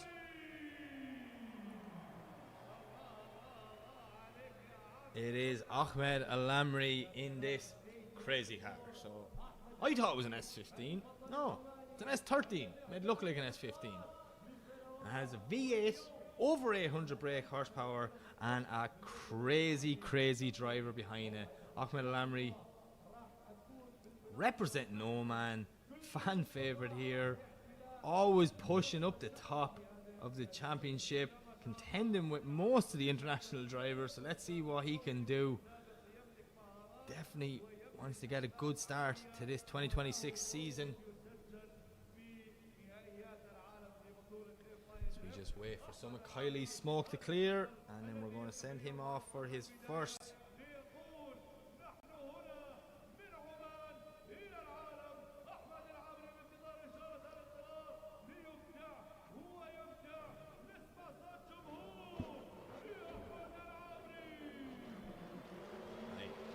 Thumbs up from the marshal. Away we go. Ahmed Al-Amri leaves the line. Nice initiation. Good start to the run there. Getting the back wheel lovely and wide out to that outer zone. So you hear the screams as Ahmed Al-Amri comes through that centre section. Oh no! He shuts it down. I'm not sure what happened there. Obviously some sort of mechanical gremlin. Not what we wanted to see, and definitely not what he wanted. This is not how we wanted to start his 2026 season. He does have another qualifying run, and I'm sure whatever issue it is, hopefully him and the team will get it fixed. There's a GoPro dragging along the ground at the back of that car. Brilliant from Ahmed Al-Amri. 750 brake horsepower, V8 in that crazy Sylvia build. But yeah, Al-Amri unfortunately.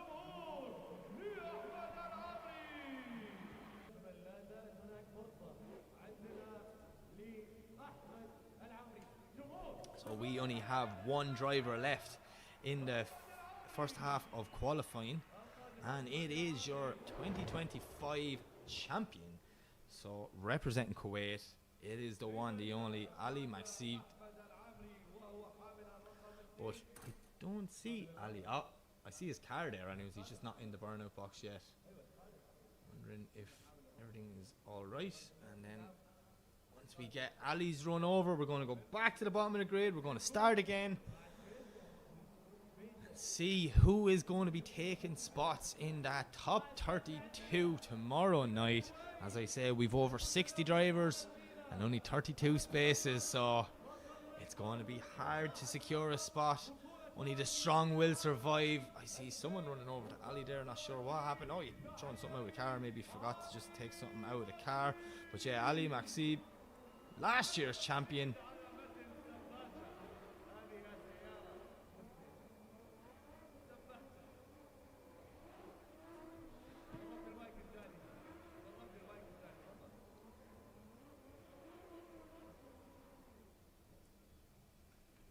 Okay, so Ali has them tyres warmed up. He makes his way through the arch, enters the drift arena here in Muscat.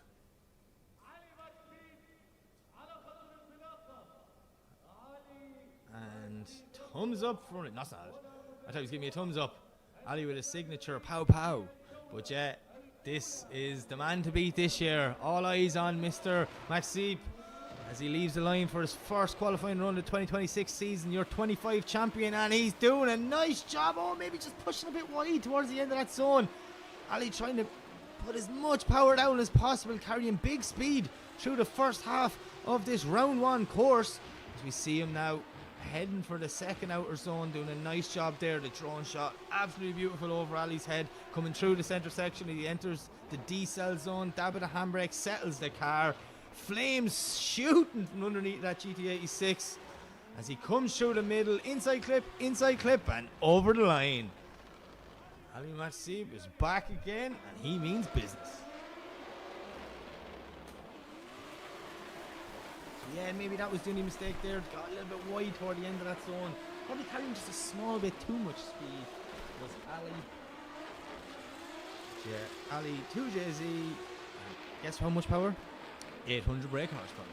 I think they're all lying. I think they're all messing with me. It was like a thing this morning. But yeah, a 72.3 for Ali McStevie. He's going to be delighted with that one. And a good start to the season for your 2025 champion. Okay, so really quick before we go back to the line, I just want to say a big thank you to all the sponsors who made this season possible here at OIDC 2026, and that is Shell, Red Bull Mobile, Muscat Knights, and the Minister of Culture, Sports and Youth. Thank you so much for your support in the 2026 OIDC season. So we are going to head back to the bottom for the first run. So when this first run happened, I was sprinting. For the first 3 runs, I was out of breath. If you missed the start of the show, you want to rewind back. It's kind of funny. I was the other side of the drift arena, and then a car left the line. A lot of people. Okay, so I'm just getting a little instruction in the window there. We're just going to have a quick little break here. Reset the systems, and we'll be back shortly.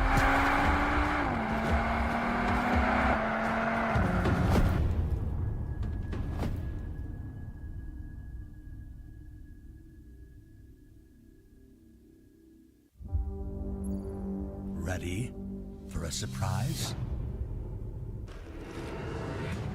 The off-roader has evolved with hybrid. المتسابق كان على المسار حماس إثارة شفناها على المسار كثير. واحد من هؤلاء ال 61 متسابق معنا اليوم ما حالفوا الحظ السنة الماضية، بس خلينا نشوف رأيه باليوم وايش مخططاته. خلينا نرحب بالبطل أحمد دحام.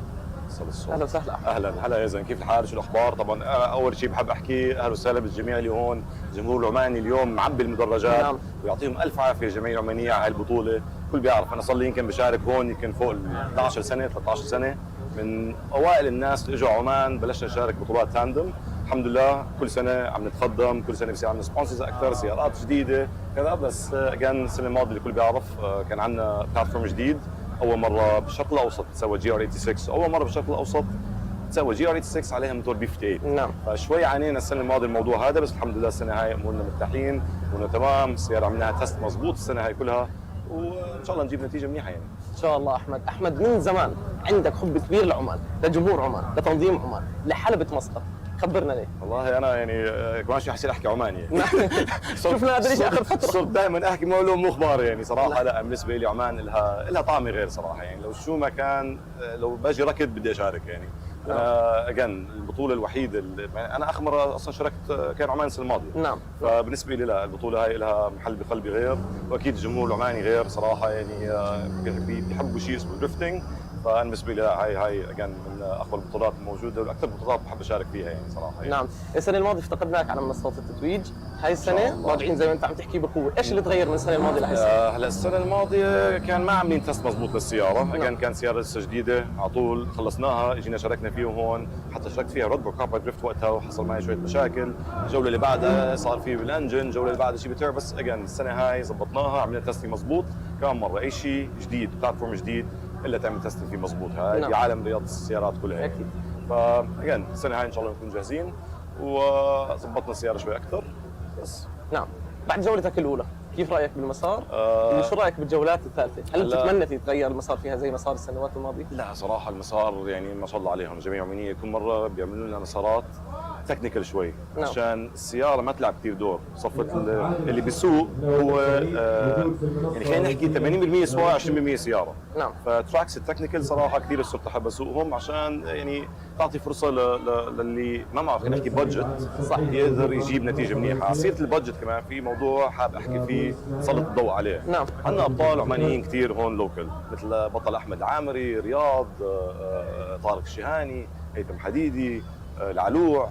في مشكله سبونسرز بشكل عام في عمان يعني. نعم. فيا ريت الشركات هون بعمان بشكل عام يدعموا المواهب هاي. نعم. يعني اجين احمد عامري انا متاكد من الابطال اذا بيرجع بشارك، اذا بيطلع بشارك برا باوروبا بامريكا باي مكان برا الشرق الاوسط ليجيب نتائج حلوه، بس طبعا انت عارف البادجت بيلعب دور. نعم. فيا ريت يتسلط الضوء على هذا الموضوع عشان جدا مهم. أكيد. يضل معنا العمانيين يشاركوا. يعني عندنا كمان مشكله انه كل سنه عم بيخفوا عدد المتسابقين العمانيين. نعم. فيا ريت يتسلط الضوء على الموضوع هذا ليضل العمانيين يشاركوا معنا وبرضه نفجر المواهب العمانيه الموجوده. صحيح صحيح. حبيت كيف بديت عنا بعمان، خلص انت صرت انا عماني. صرت مني فيهم يعني. فكان لا عمان يعني شوف كمان مره ما في بطوله بالعالم خلينا نحكي بيعملوا اللي الجميع بيسووها من بريس كونفرنس من احترام المتسابقين. يعني انا يمكن البطوله الوحيده كدريفتنج بحس حالي بروفيشنال.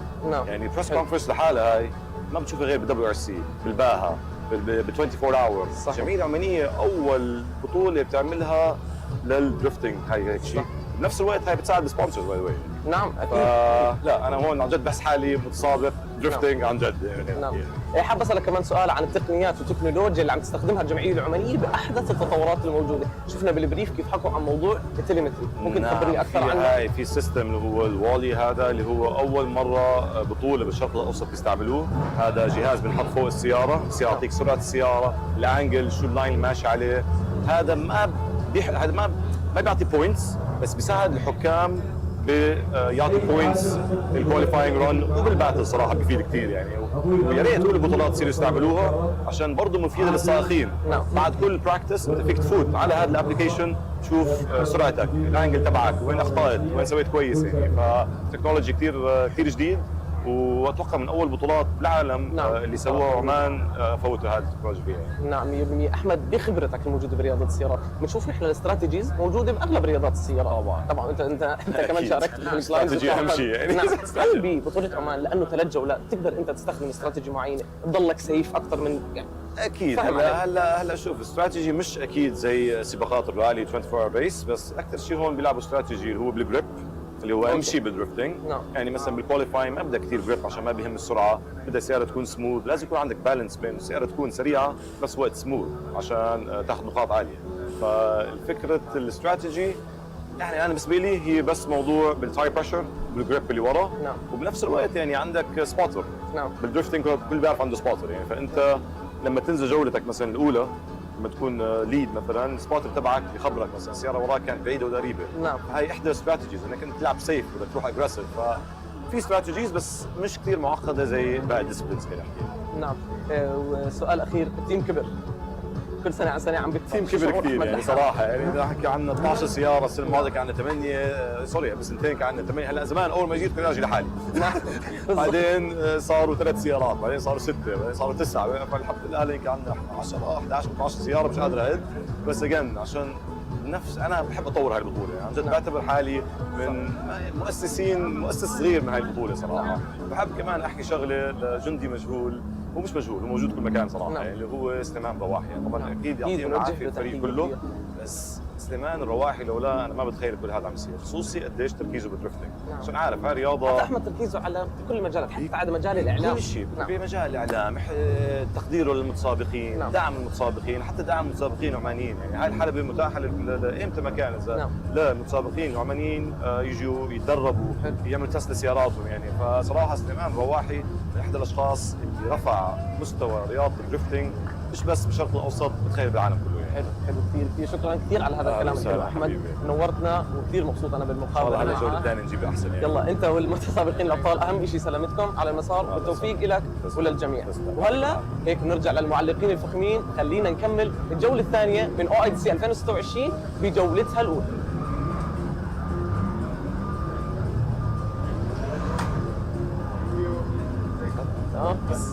حسيت ما كان في صوت، كان في صوت. انت اول تجربه كان في صوت خارجي بس باللايف ستريم فيه.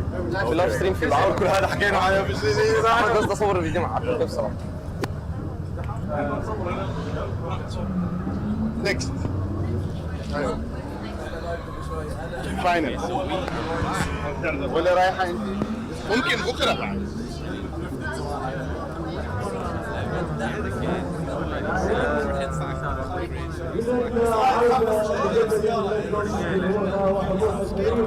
لازم الكيو يعطونا من الاخراج ما بنعد. اوكي ايوه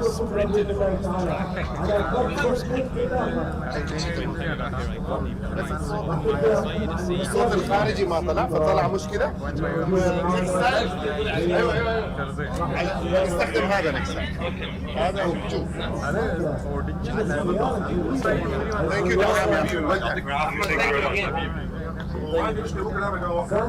خلاص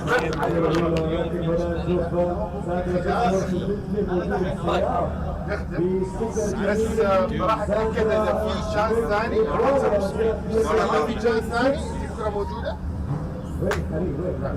بكره اول واحده.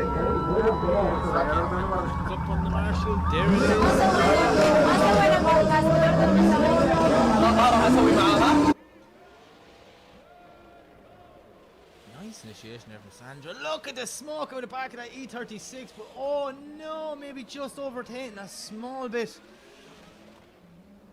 on that first corner. And oh, very unfortunate for Sandra. The power that's in this car, it's crazy, the noise of it. When she puts the foot down, it just starts to make clouds. And look at the flames banging from the wastegate underneath the front of that car. Absolutely insane. Some of these pro spec drift builds are nearly getting out of hand at this stage. And let's see what way the judges are going to do this. Not sure. I think it's a 0 because she stops. Does she stop drifting? That's a big opposite drift. Oh, and a reinitiation. If she doesn't get a 0, it's going to be a low score, unfortunately, for Sandra.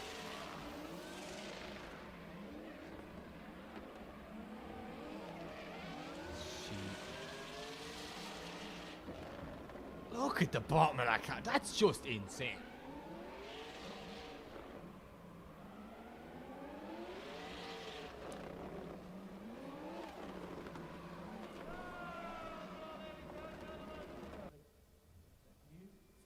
Okay, so we're heading back to the line. Up next, it is Andreas Vasiliauskas. E90 BMW. Or is it an E92? It's an E92, never mind. I think I know things, but I actually know nothing. So yeah, let's see what Andreas can do on his second run here. Hasn't been out here for the last 3 years in Oman. Back on the grid for the 2026 season. Not doing a bad job there now in the initiation. Carrying big angle through that first corner. So we see him transitioning, not a bit of handbrake inside, just a dab of the front brake to tuck the nose in, over rotate the back of the car, doing a nice job in outer zone 2 as he makes his way through the centre section again. Big transition into the decel zone, dab of the handbrake just to settle the car, and he is filling that zone near perfectly, putting that back wheel right on that outside white line, just as he was asked to do in the driver's briefing. That's a good run from Andreas Vasiliauskas.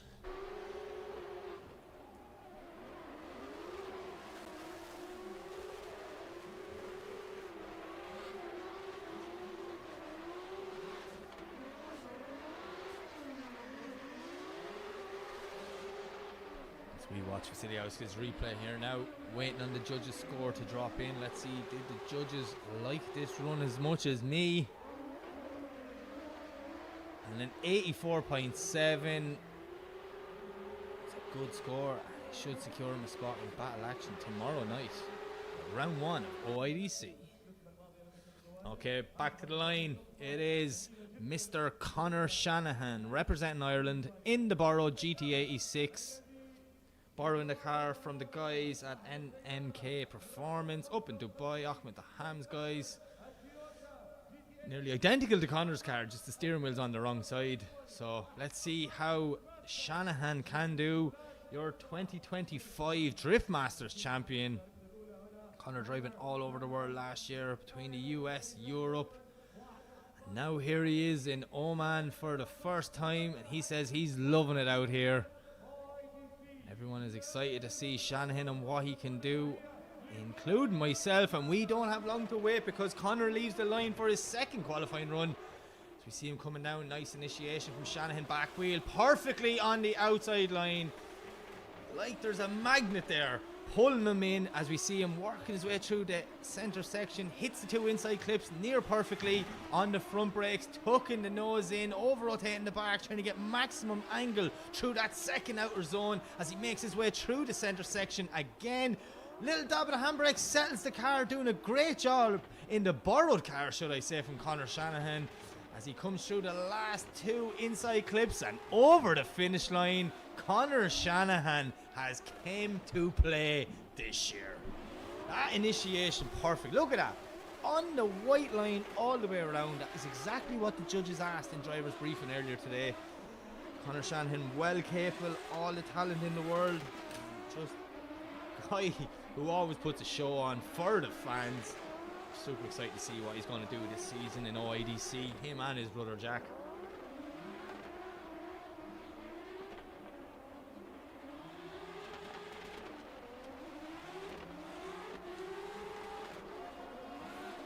Sitting here enjoying Shanahan's run, but we're going to head back to the line, and it is Olski Holovana representing Ukraine.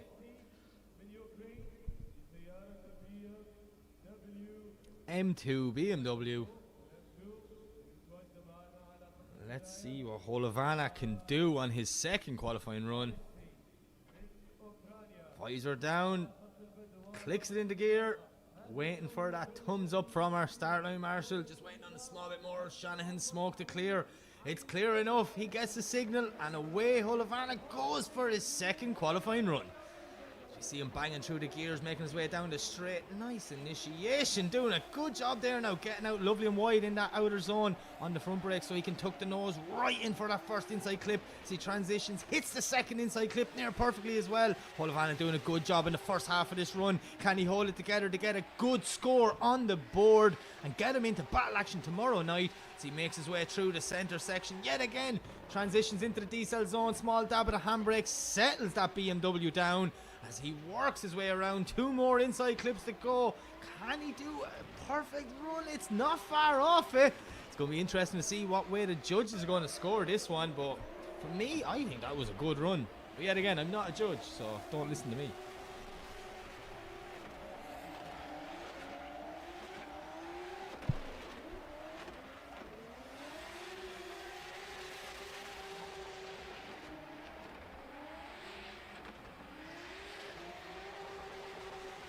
So that's an 88.3, judging liking this run from Holovana.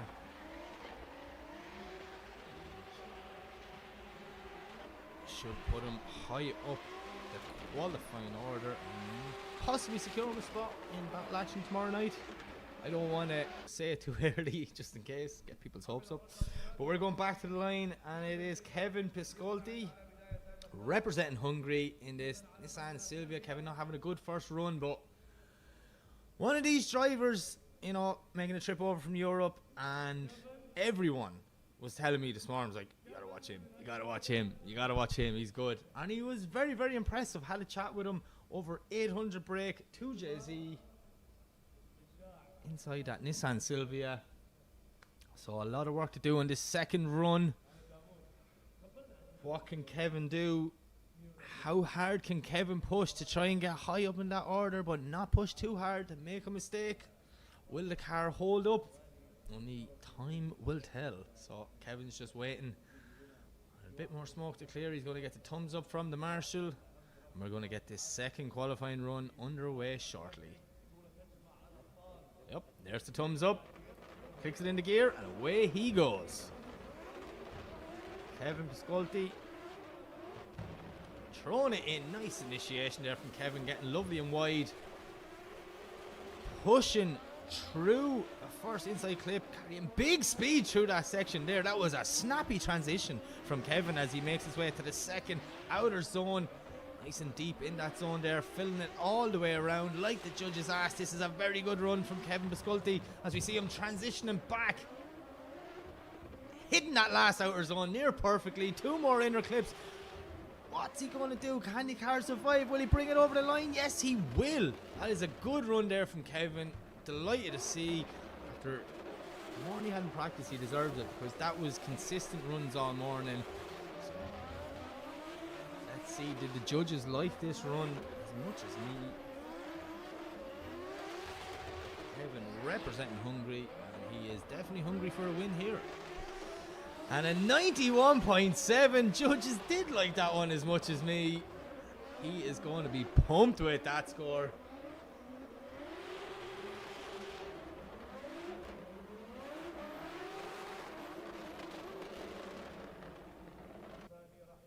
Okay, we're heading back to the line.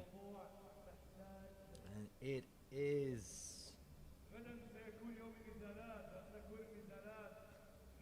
Ibrahim Al-Kowali, E46, representing Lebanon. He's after seeing his teammate go ahead of him there. What can Ehab, or sorry, not Ehab, my apologies, Ibrahim. What can he do to get a score and push him up as high as Kevin? Well, ball's in your court now, Ibrahim. See him coming down, throwing it in. Early initiation, not getting really deep in that first outer zone. He puts the foot down now. You see the speed of that BMW as he makes it through his way through that first inside clip, in through the second one. On the front brakes, tucking that car, trying to get the back of it out as wide as possible, as close to that white line. As he comes through the centre section again, transitioning through the decel zone, hitting that last outer zone, doing a good job here. Ibrahim comes through the last inside clip and over the finish line. That's not a bad run. Bit of a shaky initiation, maybe small bit too early. Come on the power and just pull him away from that zone. He did keep one wheel in it, but judges want you hugging that white line all the way around that zone. Not a bad run from Ibrahim, so it'll be interesting to see what way the judges are going to score this one.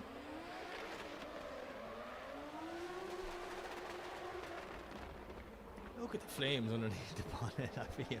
Crazy. So a 68.7 for Ibrahim. We're going to head back to the line, and it is the young man, Jihad, 13 years of age, representing Libya. My apologies, I was looking at the wrong name there. But yeah, representing Libya. This young man, 13, and a huge initiation. A little bit too early. Can he hold it? Oh, he brings him to the inside of the track. I'll give you style points because that was class. But yeah, we see Jihad now. That Jay-Z absolutely screaming. As he fills outer zone 2. 13 years of age, and he's driving this standard of car. And he's able to drive this standard of car. Maybe nerves getting a little bit better, the young man. But 100% a name to watch out for the future. He brings it over the line.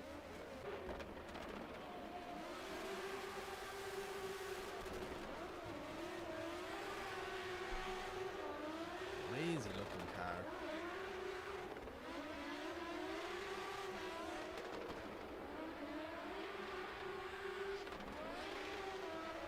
And a 44.7 for the young man. Sure what way that's going to leave him safe, but at that age I'd say he's just delighted to be here and be involved. We're going to head back to the start line, and it will be Demir Idatulian next in one of these fresh XZs. So what can Demir do on his second run?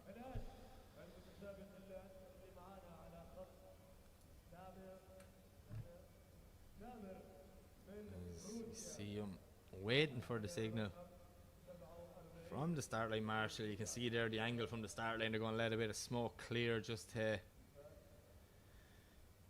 give himself good visibility. All drivers get the same track conditions. That's the idea. So if we have to wait for smoke to clear, we have to wait. But we're not waiting much longer because he's getting a thumbs up from the marshal. Clicks it into gear. And away he goes. Demir heading off for his second run. Nice initiation. I thought it was a bit early, but he pulls it off perfectly. Back wheel right on the outer zone. We see that Z coming through the center section, looking unbelievable on track. As he fills that second outsider zone. Demir doing a great job here on this second qualifying run. Definitely wants to get a high score on the board, push himself up that qualifying order for battles tomorrow, as we see him come through the center section, transitioning for the last time and over the finish line. Not a bad run there from Demir. Really like that initiation. Hopefully the judges do too, because the aggression should be rewarded in my opinion. But yet again, I'm not a judge, just like ye, I'm just a drift fan.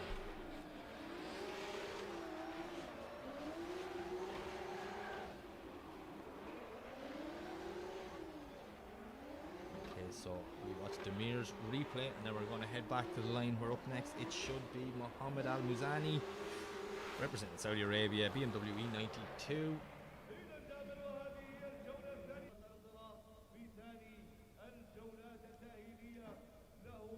Getting it all wrong on his first run, so another driver with a bit of work. He looks happy, he looks calm, he doesn't look nervous at all.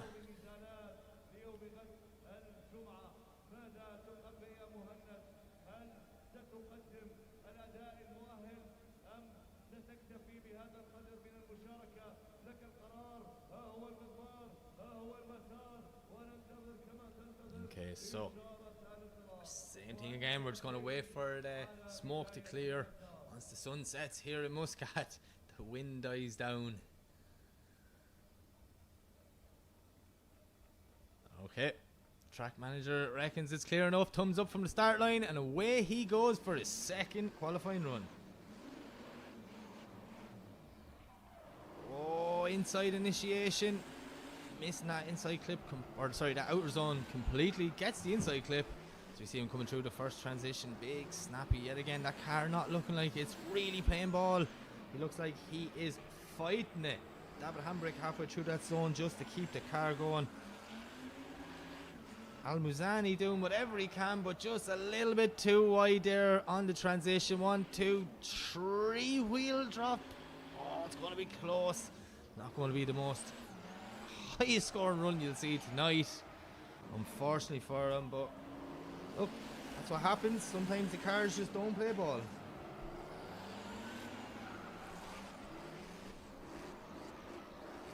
See here, when we into this zone, try to keep the speed and then just, sorry, it wasn't this zone, it was the next one, it was after the transition. He tries to keep the speed coming into the decel zone and then just went a little bit wide there, and then that's where it all goes.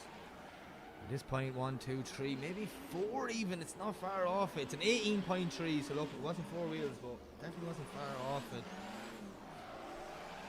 So we'll have to go and evaluate things on the car and see, can he get it ready for round 2 in a couple of weeks. But we're going to head back to the line to man on a mission, Mr. Jack Shanahan in the borrowed car, back in an S chassis. How cool is the livery look on this car? Jack Shannon making drift cars cool again. So let's see what he can do on his second qualifying run. Jack changing this car around all morning, changing spring rates in the front. Obviously it's not his car, so he's just trying to adapt to it and get him and the car on the same page. And trust me, Jack Shanahan, he's a drift alignment guru, okay? If any man can do it, he just speaks to the car, he does, and it works for him. So I'm excited to see what Jack's going to do here on his second qualifying run. It's absolutely unreal to have both Shanahan brothers on the grid this weekend. Both of them in borrowed cars. And both of them putting on a show already in borrowed cars. So just waiting for the last bit of smoke to clear. Yeah. Thumbs up.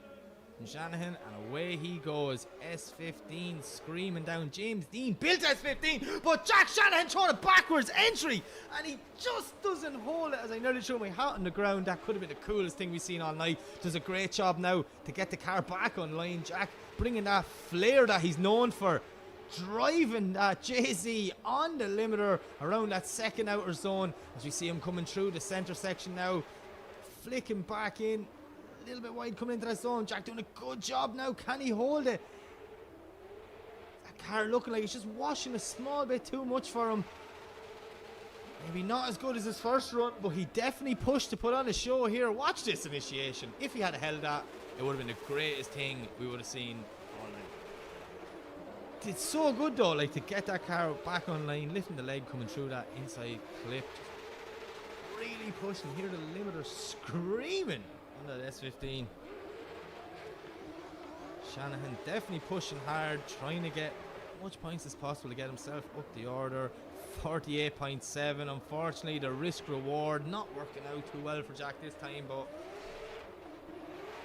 we will see him later on. But yeah, we're going to head back now to the line, and it is Abhi Patel representing India, GT86. This car was not driving right for his first qualifying run, so I'm curious to see what changes him and his team have made, what they can do. Can he get a decent score on the board to try and put himself in battle action tomorrow night?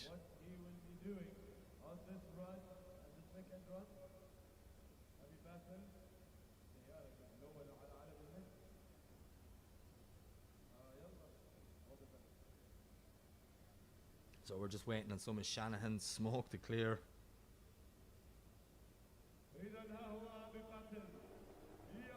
Okay, thumbs up from the start line, Marshall, and away Abby goes. He bangs through the gears on the run up. Oh, a bit of a wobble in there. Didn't look like the smoothest initiation. Brings him straight to the inside of the track, and no, that car is there's something wrong in the front of that car. I'm not sure what it is. I really hope him and the guys can figure it out. But unfortunately, that will be a 0 on his second run. It's just like probably trying to figure out himself, going, why is this car not working? Like, what's going on here? But we're going to see the replay now in a second, and you'll see on the run up, just when he went to do the weight transfer initiation, the car had different ideas. Driver wanted to go one way, the car wanted to go the other, and in the end, no one won.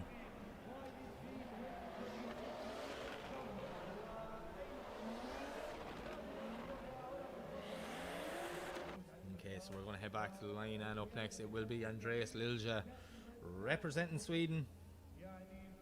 Toyota Supra. Andreas, this car is just insane build. Struggling a small bit earlier on with coolant temperatures, so hopefully him and the guys got that sorted. Second time out here in Oman. First time he came, he just was mechanical gremlins. He told me the car is much better now. He fixed everything, so I am rooting for Andreas here. 1000 brake horsepower entering the circuit, and listen to the noise of that 2JZ. So we see the Mark IV Supra gliding around that first corner. Lovely red and blue flashing lights on the front as he comes through, hidden up outer zone 2, a little bit shallow, not getting as deep as he wanted at the start of the zone. Putting the foot down now, listen to the screams of that car as he comes into the decel zone now, little dab of the handbrake, steady up the car, and then away he goes. Through the inside clips and over the finish line. That's not a bad run from Andreas Lilja. But is it enough to get him into battle action tomorrow night?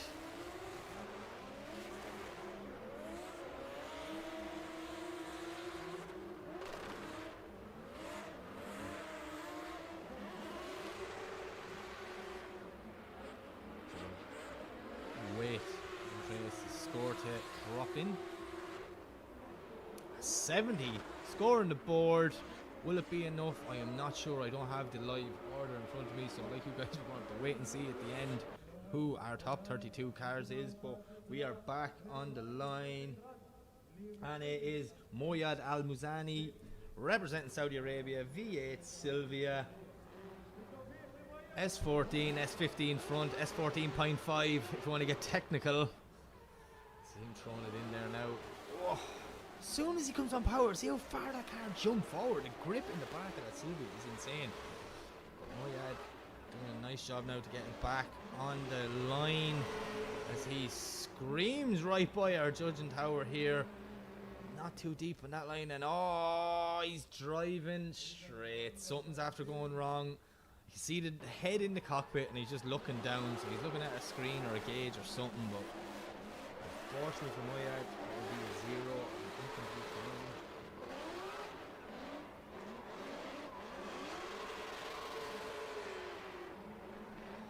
So yeah, 0 on the second run. We're going to head back to the line, and up next it's the first of our Latvian drivers, E36 BMW, Artos Miskins.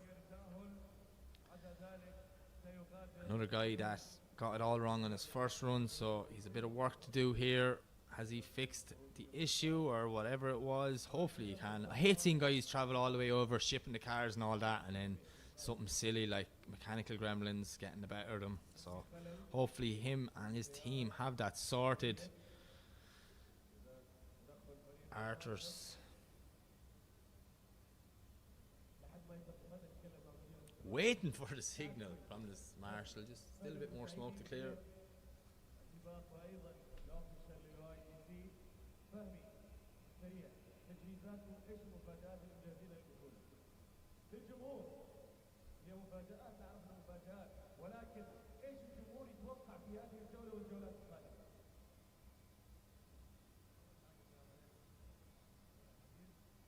As we swap out our Starlight Marshals, there we go, the ever rotating team. Man, the track team here in OADC, there's so many of them and everyone can do any job at any time. These boys, they're just on it. That's the only way you can describe it.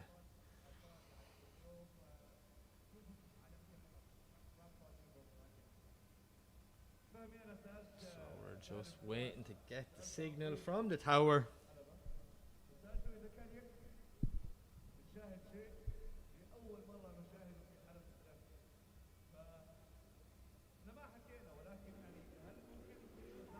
Artros leaves the line now for his second qualifying run.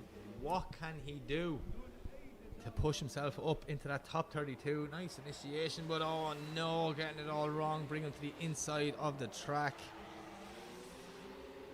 Definitely this late in the game as well, you want to be ticking all the boxes, secure as many points as possible on a run, and unfortunately missing that outer zone is going to be a big enough deduction from the start.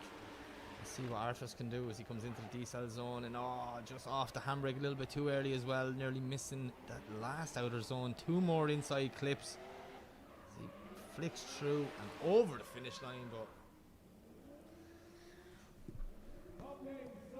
so we're going to have to wait and see where he finishes up. But yeah, unfortunately I don't think that'll be enough to give him a spot in battle action tomorrow night. So we're going to have to wait and see, but we're going to move on to our next Latvian driver, and it will be Alves Ledskinis, another E36 BMW V8 supercharged, up in the 750-800 brake horsepower club.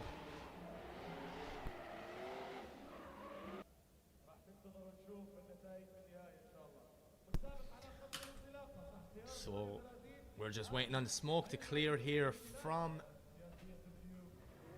track from the last run, and away we go. Alvarez making his way down, flicking it in. Nice initiation, getting lovely and wide there through that first corner as we see him putting the foot down now and smoking the Muscat Arena out of it. Doing a good job as he makes into the center section, transitioning for the first time. Doing a lovely job here on this first half of this run. Can he hold it together? Is it going to last? Yes, it is. That was a nice zone for him as he makes his way through now. One more transition, working into the decel zone. Oh, just a little bit wide, but he holds it, smoking out the beautiful Muscat Arena and bringing it over the line. That's not a bad run.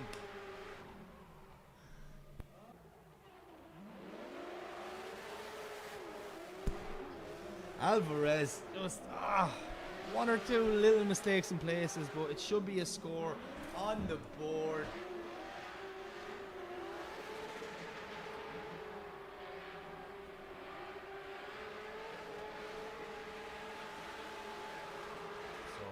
waiting for Alvarez's score to drop in. A 71. Few mistakes, but not bad at all. Just dropping places in 1 or 2 spots at the track, so you'll definitely know where to improve for future. But yeah, we're heading off to the third of our Latvian drivers, the one, the only, Egars Kroigas. F22 BMW, over 800 brake horsepower, V8.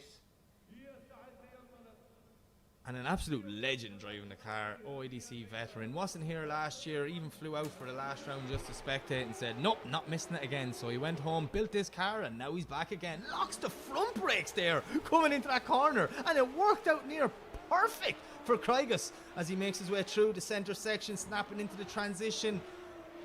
Nice job through the first inside clip as we see him coming out, filling that outer zone near perfectly as Egars working his way back through the centre section again as he makes his way to the D-cell zone. Dab of the handbrake, settles down the kebab fighter as he loves to call it, and brings it through the last 2 inside clips and over the finish line. Egar Kroigas came to play this season. What a run. I like that. Look at the smoke. He literally locked all 4 there coming in and still made it work. So whether it's fluke or skill, I don't know, but I liked it. That's the main thing. So let's see, did the 3 men who are sitting up above me like it? Yes, they did. An 84 for the Latvian driver, Egar Kroigas.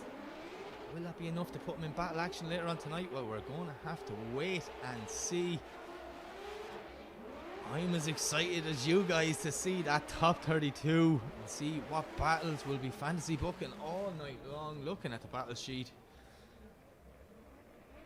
As we head back to the start line now, and then up next it is Saeed Al Salah representing Jordan, BMW E46. So what can Saeed do?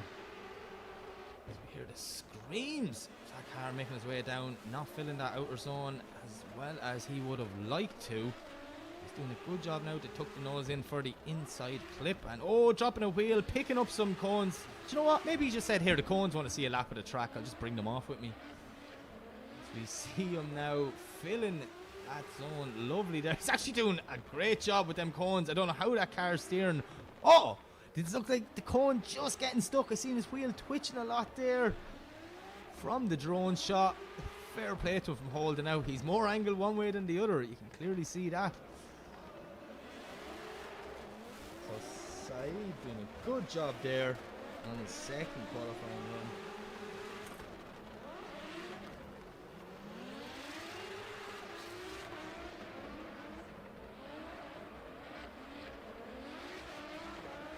Saeed gets a score of 63.7. It's not bad. It's not bad at all. So we're going back to the line. It's another driver representing Jordan, Nazir Henya.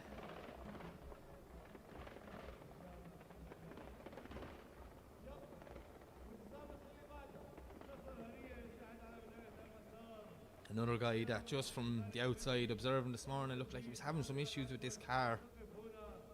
Hopefully him and his team get it sorted and they can get him into battle action tomorrow.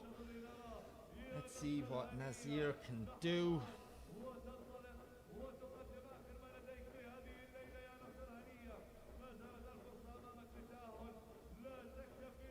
Okay, so we're going to thumbs up from the start line, Marshall. Yep, there it is there. Nasir is going to head off, clicks it into gear, and away he goes. Screams at Jay-Z as he makes his way down the straight. Initiates, and as he initiates, his headlights just popped on, and then the car went to the inside of the track. That was a very weird initiation, if you ask me. Obviously, his headlights didn't come on, they just changed colour. They went from yellow to blue to purple. That's class. But unfortunately, it's probably the only class thing about this run.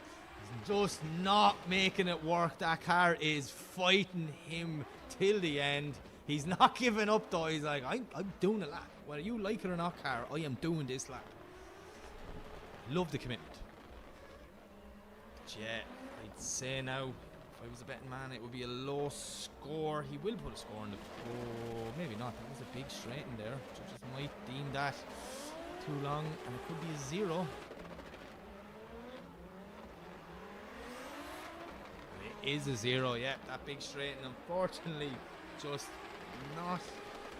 not what the judges wanted to see. They wanted to see the car more on angle. So yeah, Nazir, a lot of work to do to figure out that car, but he has a couple of weeks before round 2, so hopefully him and the team can get it sorted.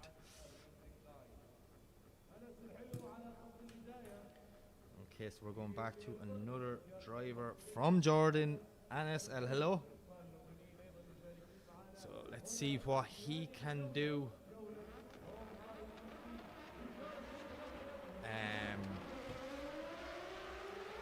As he makes his way down, throws it in. Nice initiation, doing a good job here now. First corner, tucks it in, lovely for the inside clip. Flicking back, look at the smoke out the back of that car. Absolutely pluming out. As he puts the foot in through that second outside zone. And flicking back. That's a nice run so far. Can he hold it through the last section? Yes, he can. Brings it over the line. And Nas doing a good job there, but did the judges like that run as much as me?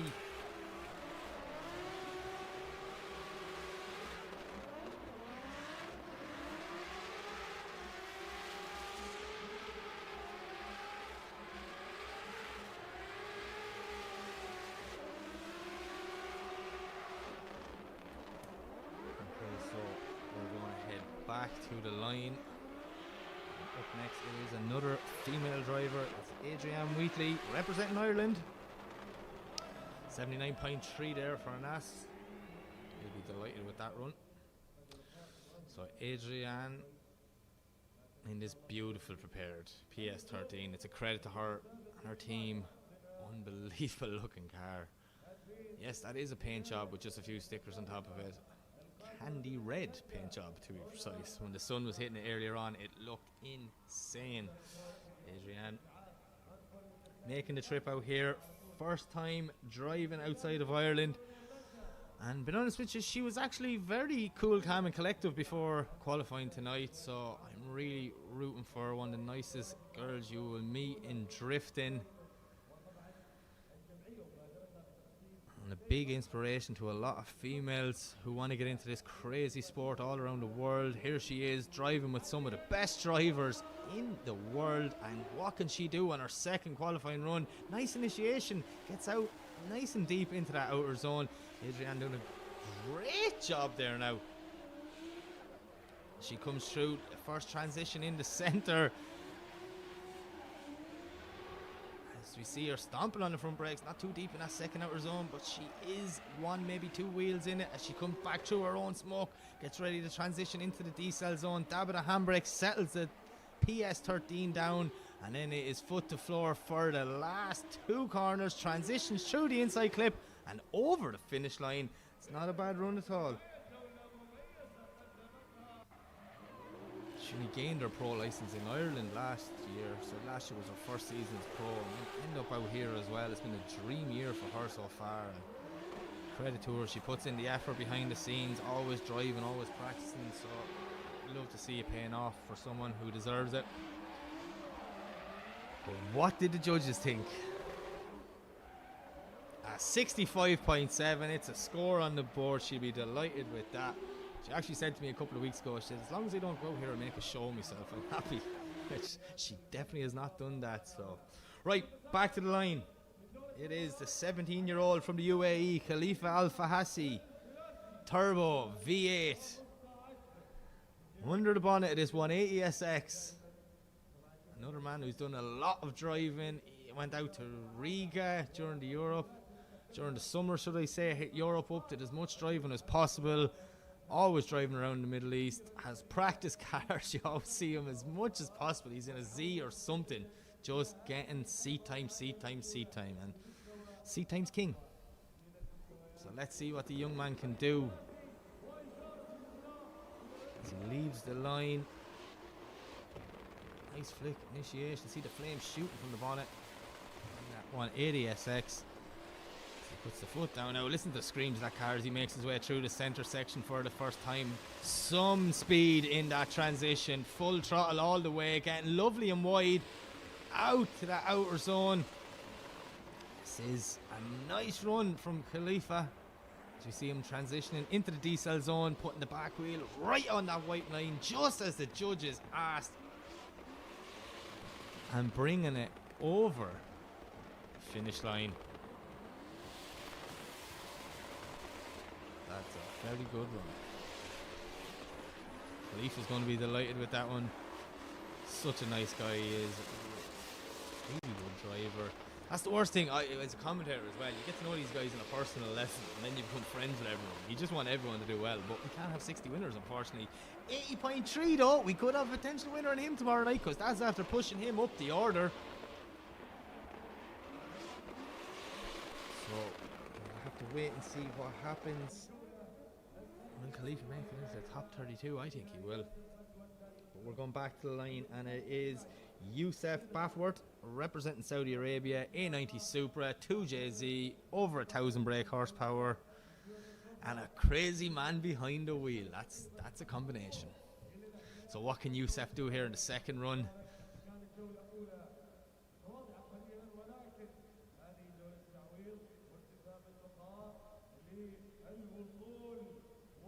Thumbs up to the live stream camera, smiles all around. Just waiting a bit on Khalifa's smoke to clear.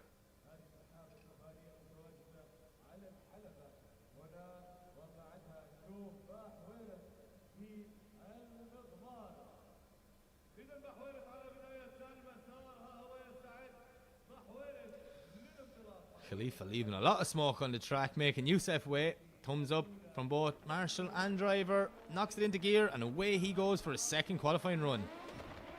As we see that Supra banging through the gears, making his way down the straight, throwing it in. Nice initiation there from Youssef.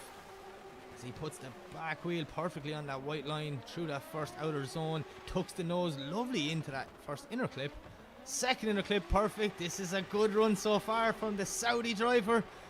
Youssef now getting a little bit too deep towards the end of that, maybe dropping one wheel just after the second outer zone as he comes in, transitions into the decel zone, a little bit wide there on the handbrake, washing it into the third outer zone.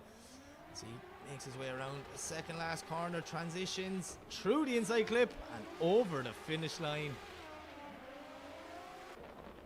Nice run. One little mistake that I think I picked up on, that was coming out of outer zone 2. We went a bit wide, which then put him wide for the decel. But I think there was only one wheel, maximum 2 we dropped. So we're going to have to wait and see what way the judges look at that. See that there when he's playing with the throttle, how much the back of the car was just jumping. It shows you the grip that's in these professional drift cars. It's just insane. And it seems to be getting bigger and bigger every year. Jay Youssef, not a bad run at all.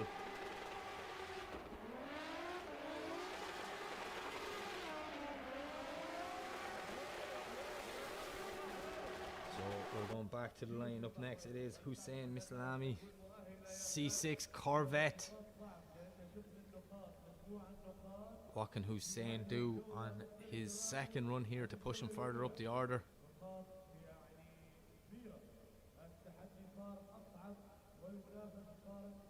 The focus, the concentration, and now he gives us a wave. That's what I'd say. Normally he's a smiley, happy-go-lucky chap, you know. Oh, he's telling the start line marshal he wants a bit more smoke cleared before he goes. See, it's hard to tell from that angle there. Now it does look like you're driving blind in, but sometimes the live stream cameras can fool you what it looks like. So I'm just going to stand up and have a look myself.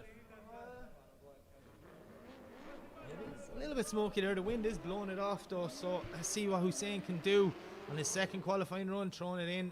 Nice initiation. The C6 Corvette just twitched a small bit, drops one wheel halfway around that outer zone, jumps on the front brakes now to try and tuck the nose in for the first inside clip. Second inside clip, can he keep this Corvette on qualifying line, doing what the judges asked and try and gain maximum points here tonight in Muscat?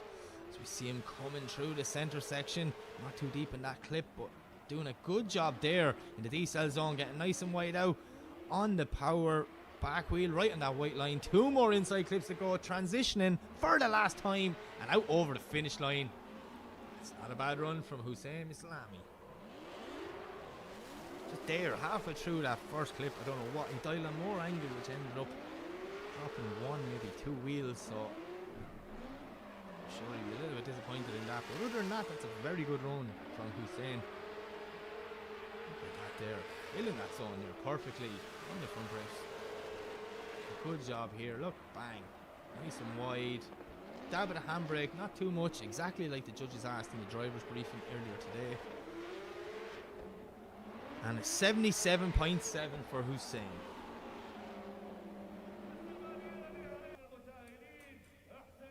Okay, so we're back on the line, and it is Victor Jansu, one half of the Swedish Drift Brothers, in a borrowed car from his good friend Nasser Harbali. 350Z V8, crazy build. This is Nasser's old car.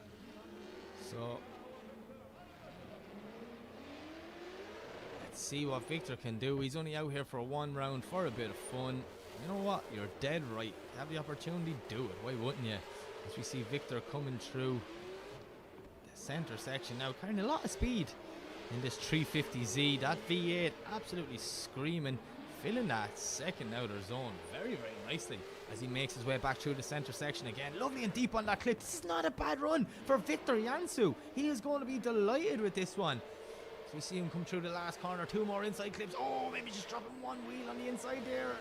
Oh, was that the... did he just make a little mistake at the end there that will probably affect his score? I'm not 100% sure. I really liked this run. It was fast, it was fluid, it flowed nice. Victor Jansu putting on a show here. Just look perfectly out to the white line. Bang! And then over here, out to the white line. Just near perfection coming through that last transition. 67.7. Them wheel drops there at the end, because that's 182 and that's 182 there as well. It's hard to tell from the drone angle. So Victor, we'll have to wait and see if he will be moving on. But we got another unbelievable looking Z. It is Robert Babagulian. Robert did this crazy initiation on his first qualifying run, literally snapped it to 90, so I'm super excited to see what he can do on the second run. Really liking these urban cars look. It's just so cool. Purple and orange. Nice.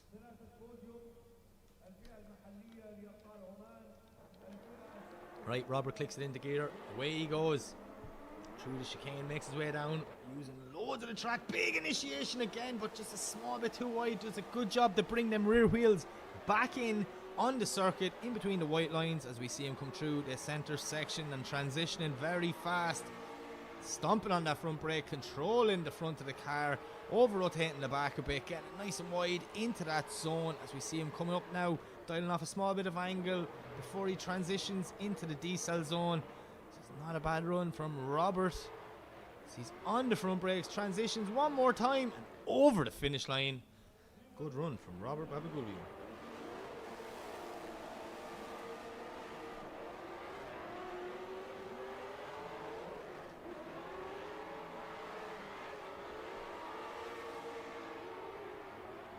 Watching this replay here, such a fast run. That car gripped up to the max. So even there, just dialed off a bit of angle because he knew he was going wide. He didn't want to drop the wheel there, but ended up sacrificing the start of the run, or start of the zone, should I say. So a 72 for Robert. Another score on the board. He'll be happy with that. And we're going to move on to the next driver. And the next driver is Mr. Ahmed Daham, GR86. Beautiful build, serious first run from the Ham. That B58 screaming in this car. He is happy. You can tell by the smile that he is happy. Ahmed Ham looking for a good start to the 2026 season here in OIDC. He wants to be a championship contender come round 3, and no doubt if he keeps driving the way he is, he'll be up there. So let's see what the Ham can do as he flicks it in. Nice initiation, loads of angle, but no! He's going to tell me I jinxed him there by saying that Ahmed Daham just pushing that a little bit too hard.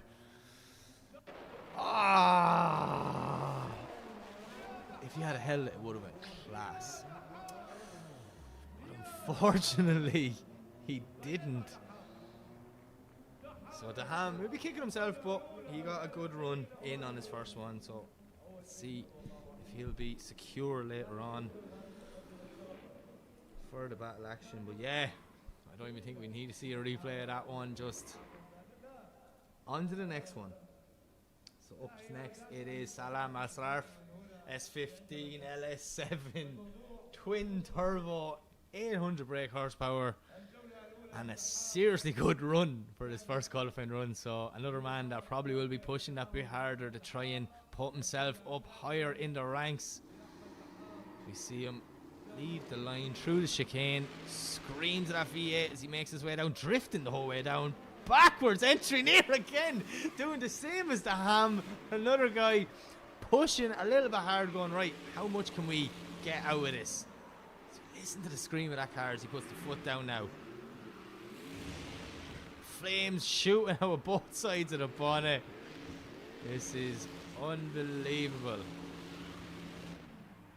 Yeah, unfortunately, the start of the run just pushed a little bit too hard.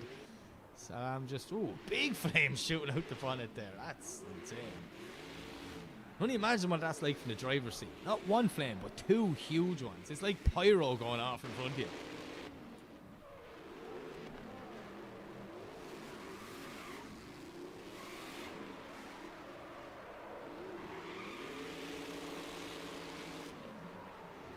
Salam having the time of his life in this run here. He's just trying some crazy stuff and seeing what he can get away with or where the limit of the car is. If he had held that entry, him and Jack Shannon, Ahmed Daham, these boys trying these big backwards entries into that first corner.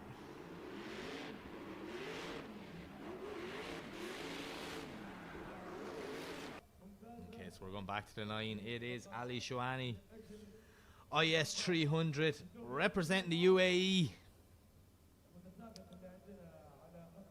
Let's see what Ali can do on his first run.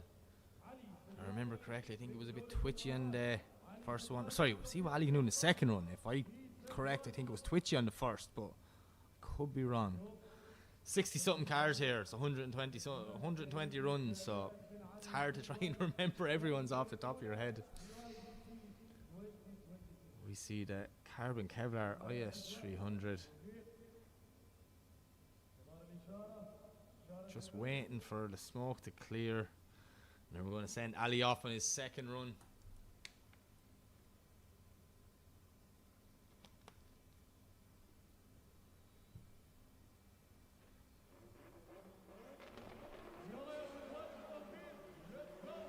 Okay, away we go. Ali is off, and that's a fast run down the straight, but just on the handbrake a little bit too early, which brings him completely to the inside of the track, not where he's meant to be. So what's he going to do now to try and get that car back online as we see him transitioning there? See that car jumping forward when he lets off the clutch. Loads of grip in that IS 300. On the front brakes all the way through that corner. Good job now in the second half of this run is Ali. See him making his way into the center section for the last time, going to transition and through that last clip and over the finish line. Ali Shouani. Crazy IS 300, that's what that is. If I'm in my window here, you can feel the floor shaking. Bang from the wastegate of that car, it's just crazy.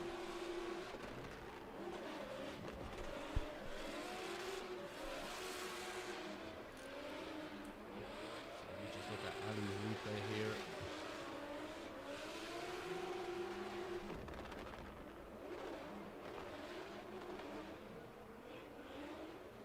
And a 63.7 on his second run, so we'll wait to see if he is secured spot for battles later on. We're back to the line. And up next it is Wokas, jumping out with a Mustang and into the 46 this season. What can he do? Oh, there's a bit of oil on the start line. That's how clued in the start line marshals are. Someone's leaking. Is it Wokas or is it Ali Shouani? Obviously, they don't want the guys to damage their engines, and then we don't want to destroy the track. So, thumbs up from the marshal, and away we go. Wokas leaves the line. He makes his way down the straight. Wide initiation, clips a cone, and he's just gone too wide. Is it 2-3 wheels maybe off there on that first corner? shuts it down. Not sure what's going on. Obviously some sort of mechanical issue for Wokas.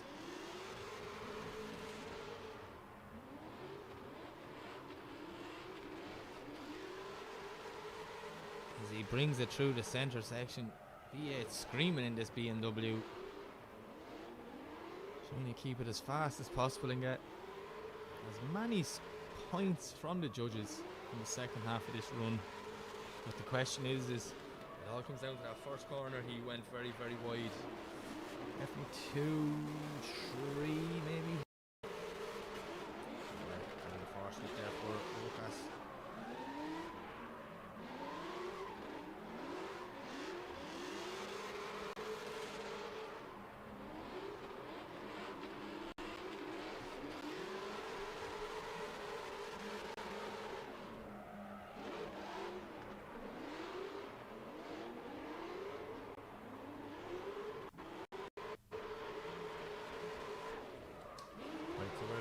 Back to the line, and up next it is Mohammed Shieb, representing Lebanon in the GT86.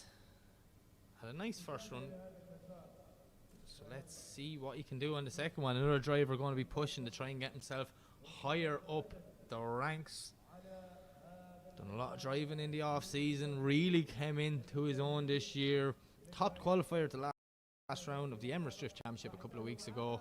Look at the focus in the eyes, not even acknowledging the camera. Normally he's a smiley, happy lad, but no, he's like, I got a job to do, and I'm going to do it.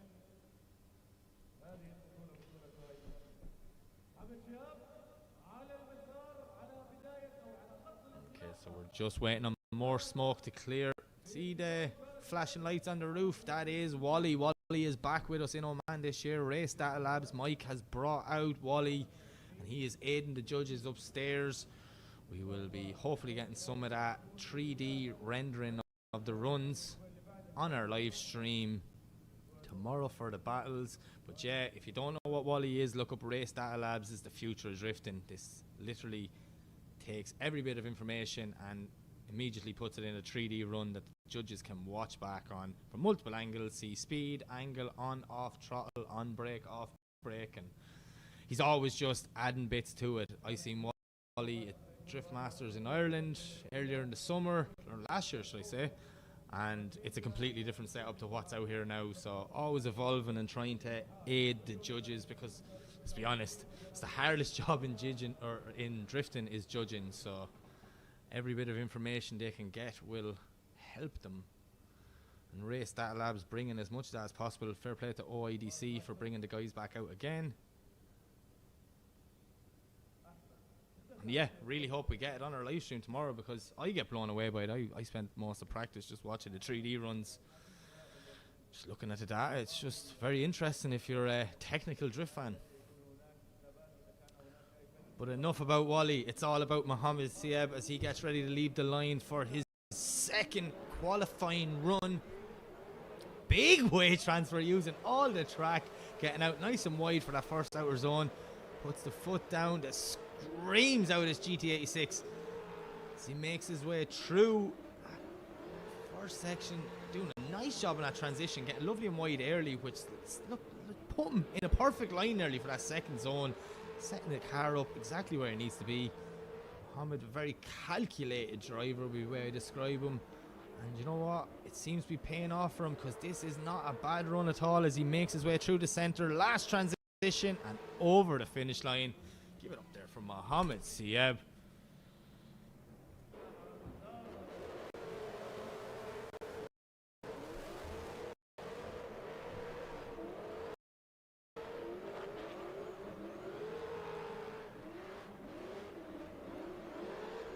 Really enjoying this run. It's that section there, he came out so wide after the inner clip, but just lined him up perfect for that zone. Seen a lot of drivers make that mistake that they end up coming back in too soon. But yeah, an 86.3, so he's going to be delighted with that one. The judge is liking it nearly as much as me, so right, we're going to head on back to the start line for our next driver. Up next it is Dennis Miguel in another one of these fresh XZs. Beautiful car. Just finished at such a high standard. And there's 3 of them. That's what the mad thing is. Not just 1, but 3.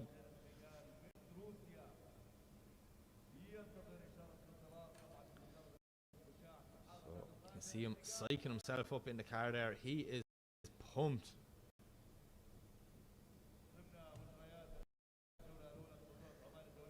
Love hard out to the fans.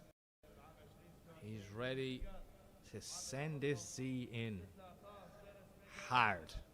Dennis, a well capable driver. We've seen him here multiple years, no IDC. No stranger to the second day in battle action, so let's see what he can do here tonight to secure that spot. Clicks it into gear, dab at a handbrake, and away he goes. Dennis Miguel, run 2. See him making his way down. Nice initiation. Lovely and wide. Right on that outer zone. This is a great run there from Dennis Miguel as he's tipping his way right through the centre section. Fast transition. Very, very fast transition. As he puts the foot down now right on the front brake, trying to get the back of that car. Lovely and wide. As you see him come through the centre section into the decel zone. Bit of a handbrake drag there just to settle her down. Try and get the Z back on the correct line. As he puts the foot to floor and brings it through the last 2 inside clips and over the finish line. Dennis Miguel, that's not a bad run.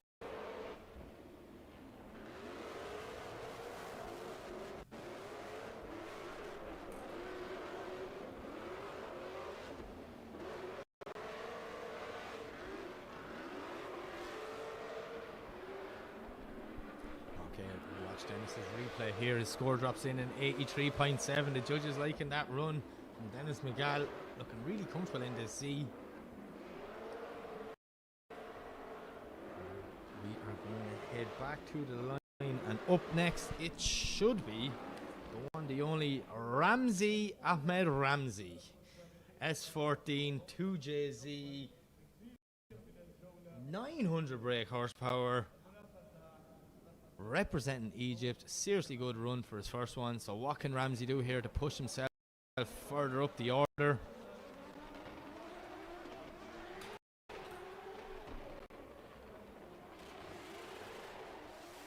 That's a nice initiation from Ramsey. I kind of got distracted watching it there going, gee, that was near perfect. But yeah, Ramsey coming through the centre section for the first time, smoking the Muscat Drift Arena out of it. Bringing it lovely and wide through that outer zone as he heads back through the centre again. Getting ready to enter the decel zone. Little dab of handbrake, kills off a bit of speed. Maybe a bit too much, ends up a small bit shallow for that last outer zone, but he makes his way through the final section of this round 1 course and over the finish line. Not a bad run from Ramsey. Lovely initiation, I really like that one. So nice on the front brake from start of the zone to the inside clip.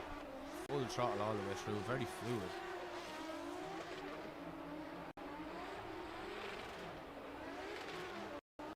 And a 77.3 for Ramsey. He's going to be happy with that one.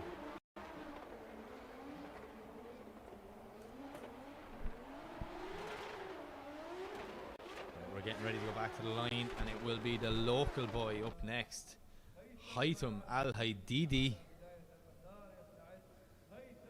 S15, V8, crazy driver, the perfect combination. Look at the focus in the Omani driver's face.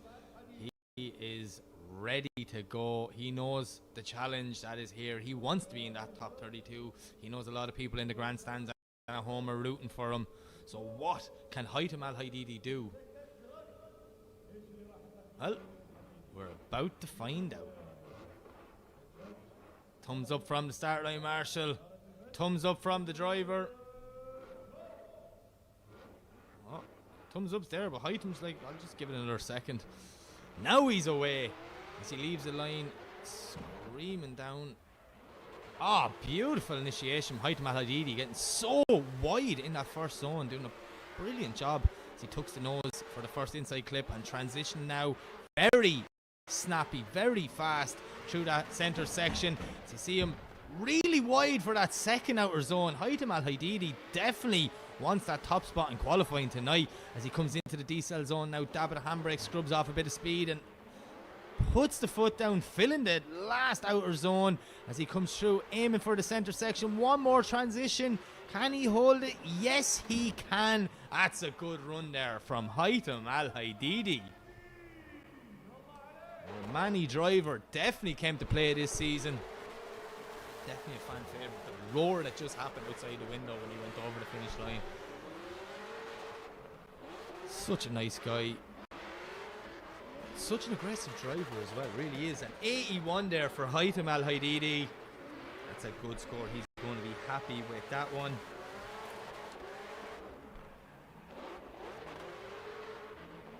So we're going to move back to the start line, and it is our second Egyptian driver. It is Karim. We're going to see how Karim can do. Karim Rashid on his second run is beautifully prepared car, as he calls it, his Europe car. Still don't know why he calls it that, but let's see how Karim can do. Brilliant first run. Very technical driver, and all he wants is as much information as possible, and look at that, it seems to work out. Back wheel right on the line, perfect initiation there as he pushes through the first inside clip. Look at the speed of him through the center section, a very fast transition, lining himself up for that second outer zone. Doing a good job out there as well, filling that zone near perfectly all the way around as Karim makes his way back through his own smoke. Transitions again into the D-cell zone, lovely and wide for the third outer zone. He's only got two more inner clips. Can he hold it as he comes through for the last transition? Beautiful transition there for Karim. I really like that run. I think that's going to be a high scoring one.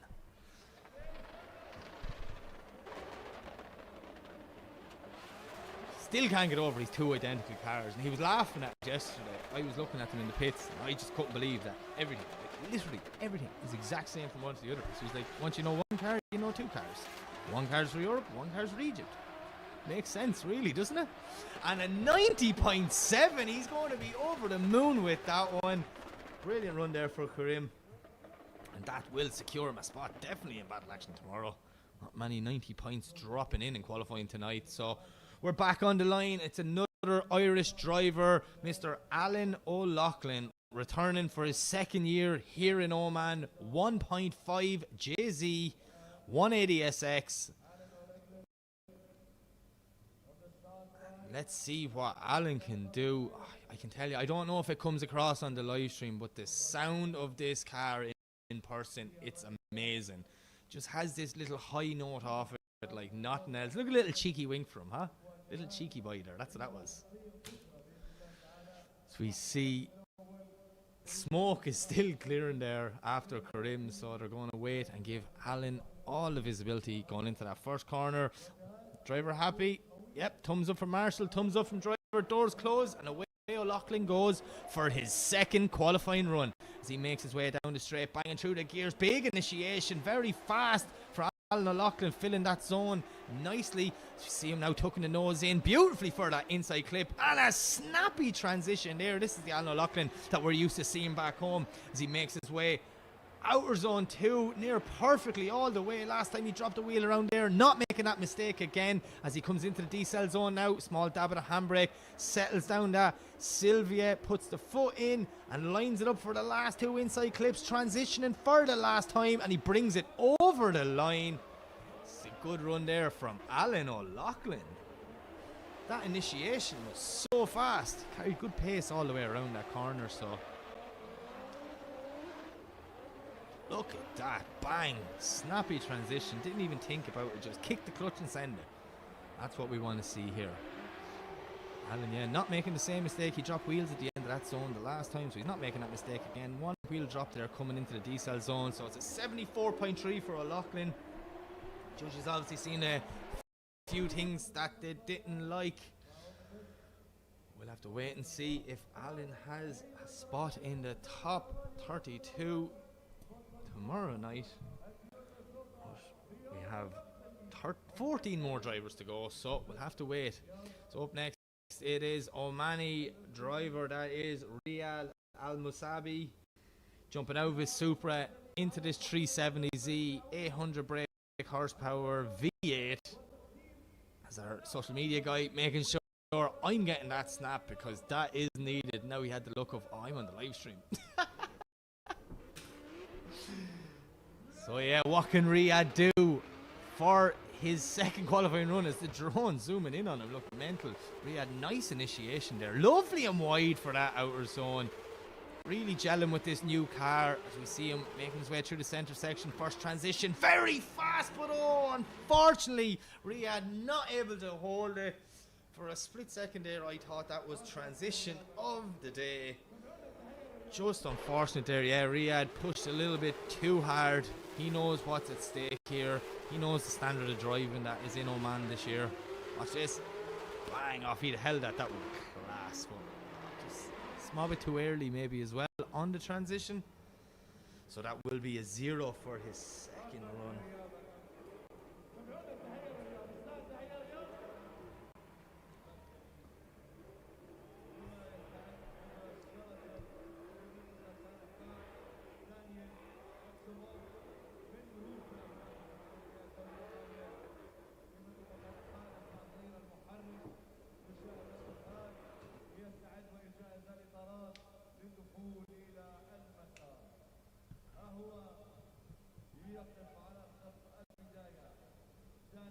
Okay, so back on the line, it is Daniel Maximov making some big changes to the Super, or to that Silvia. And when I say big changes, I mean removing a supercharger, bringing it down in power, getting more grip into the car. So what can Maximov do here to secure a spot in battle action tonight?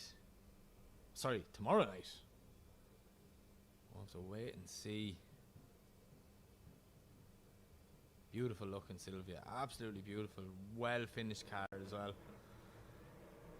Such a nice guy as well as Daniel. Okay, so he's banging through the gears. Big early initiation, but it's going to bring him to the inside of the track. It would have been perfect if he did it a couple of seconds later. What can he do now coming into the centre section? How can he get this car back online as he's washing a small bit wide? See him putting the foot down here, and the scream from the V8. Very shallow, missing that zone near completely as well. Daniel now making his way into the D-cell zone. Not a sniff of handbrake, just throttle all the way, trying to keep it as fast as possible, but not really ticking the boxes like the judges want to see. So I don't think that'll be a high scoring run for Daniel Maximov.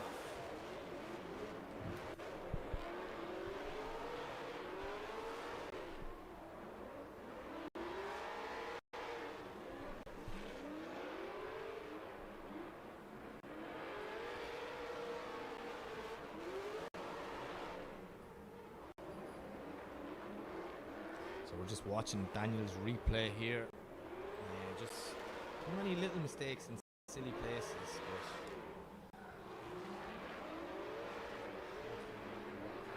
Sorted. I'm sure it's a whole new car now that he's changed absolutely nearly everything with it.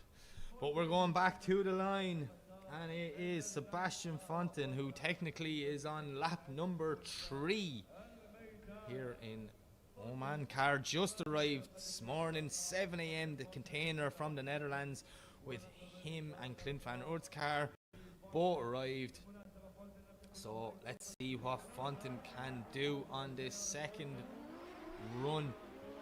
He did a very good first run, especially for no practice. So let's see. Early initiation, not too deep in that first zone, but he does have 2 wheels in there as he makes his way around the corner now. Ready to flick back. Snappy, fast transition. That E36 BMW 2JZ screaming. Sebastian stomps on the front brakes, making sure that rear wheels are exactly where he wants them to be. Coming through, transitioning into the diesel zone. Dab of the handbrake, settles the car, blinded by his own smoke as we watch him coming around the corner for the last time. Transitioning, hits the 2 inside clips and over the line. It's not a bad run for Sebastian Fonten.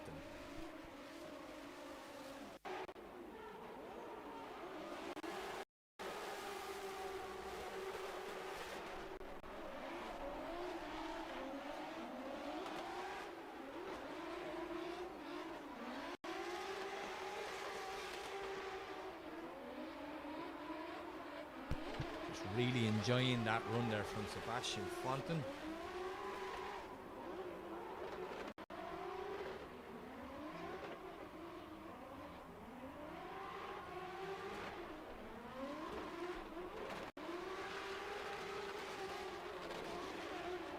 nervous way all last night, wondering will that car turn up, and luckily it did turn up this morning, and the guys had a small bit of work to do, so I'm just delighted that he got his chance to make it to qualifying tonight. But look, we're going back to the line. It's Abdullah Hamada representing Jordan, E92, from yellow to orange this year, and it looks equally as cool as last year.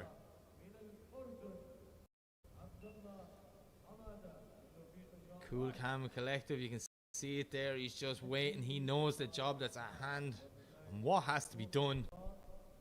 So let's see what Abdullah can do on the second qualifying run here at round 1 of OIDC in the beautiful Muscat Drift Arena.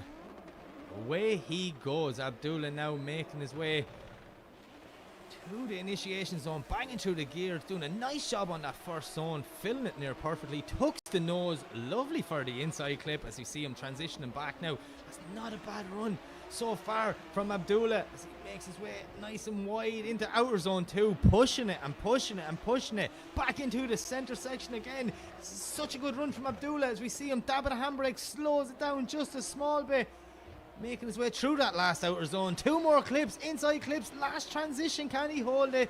Yes, he can. Abdullah, that was an unbelievable run, my friend.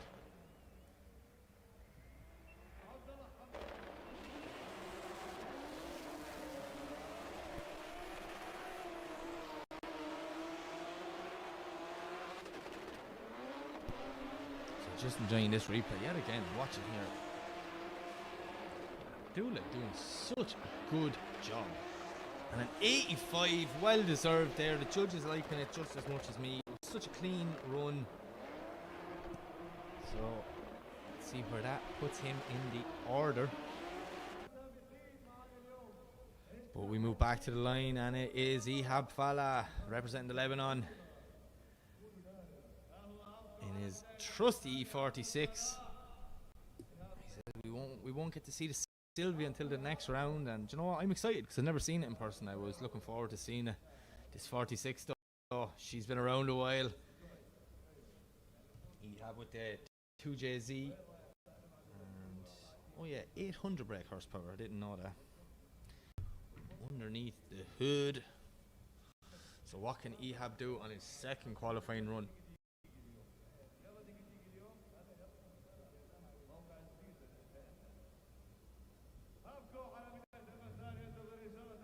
Waiting on the smoke to clear. Marshall's asking, are you happy? So they are giving the drivers the option. If you're happy enough and you want to go, you can go. If you want to wait and let it clear more, you can. So, no, everyone's happy. Thumbs up. And away they go. Ihab Fala throwing it in, locking the front brakes. Nice initiation there. Getting the car right where it's meant to be. As the JZ screaming coming around that first corner. Big, fast, snappy transition. Getting out nice and wide early to line himself up for outer zone 2. Does a good job the whole way through outer zone 2. Ihab Fala doing a nice job here as he makes his way back to the centre section. Flicks back one more time into the decel zone. Dab at a handbrake, but maybe just came on the power a small bit too early. She jumps forward on him, but he does a good job to try and get it back on line for the last 2 inside clips and bringing it over the line. Ihab Fala, not a bad run at all.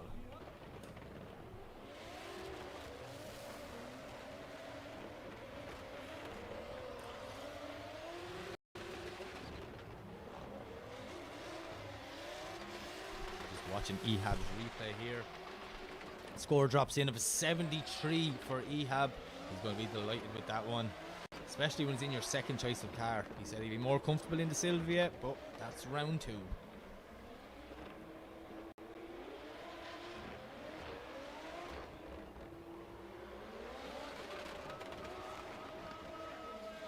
We're heading back to the line, and who do we have next? Up next, it is Lalu.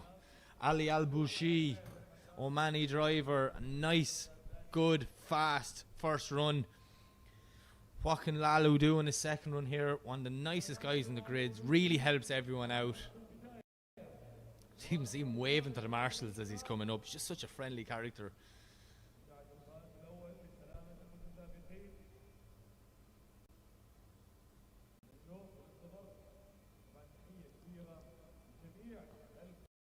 Smiles all around from Lalu. He gets set to go off for his second qualifying run here at round 1.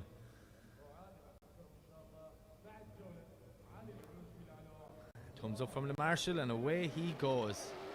So we see him making his way down the straight, starting to wiggle it into that first corner, early initiation, but it looks like it's paid off for Lalu. He puts that back wheel right out wide, tucking the nose in now for the inside clip, doing a good job here.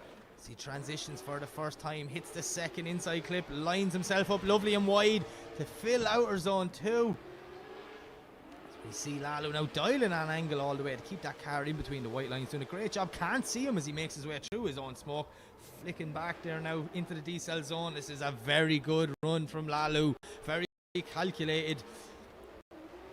Years of experience behind the steering wheel of that 180SX, and it is paying off. The Omani driver definitely here to make a statement this weekend.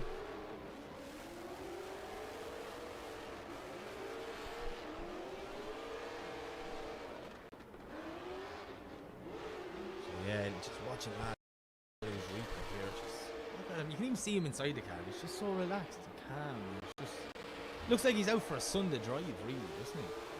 Cool shot there, coming through his own smoke. White cars and white smokes look class. But yeah, 76.7 for Lalu, so he will be happy with that one. Okay, so we're going to head back to the line, and it is Antali Sherbak in another one of these unbelievable Z's.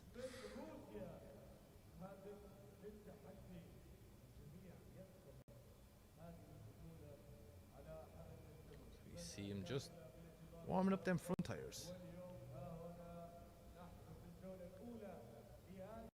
I love watching the burnout box because every driver has different notions of what they're doing, and then some people go in actually not knowing what the idea is, and then they just go into a heap of rings. So everyone has their own different methods. Obviously he's trying to scrub them front tires as much as possible. The rear tires will warm up very fast. I'd say now he'll give it one kind of blast of a burnout out of the box maybe, and just get a bit of heat in the rear tires now. Yeah,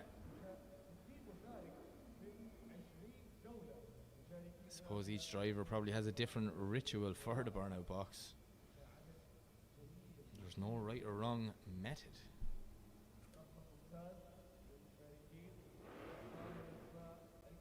Okay, so Anatoly Sherbak on the line. Another one of these crazy Z's.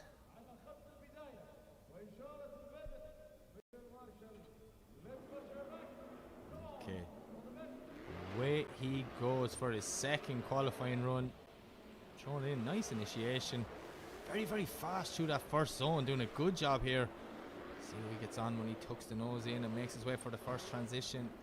Another guy, snappy, fast transition, just like the judges were asking. So see him on the front brakes now, trying to get the rear of that car out nice and wide, pushing wide. See he makes his way into the decel zone. Doing a good job through the second last corner. One more transition, one more inner clip, and then he brings it over the finish line. That's a good run there for Antali Sherbak.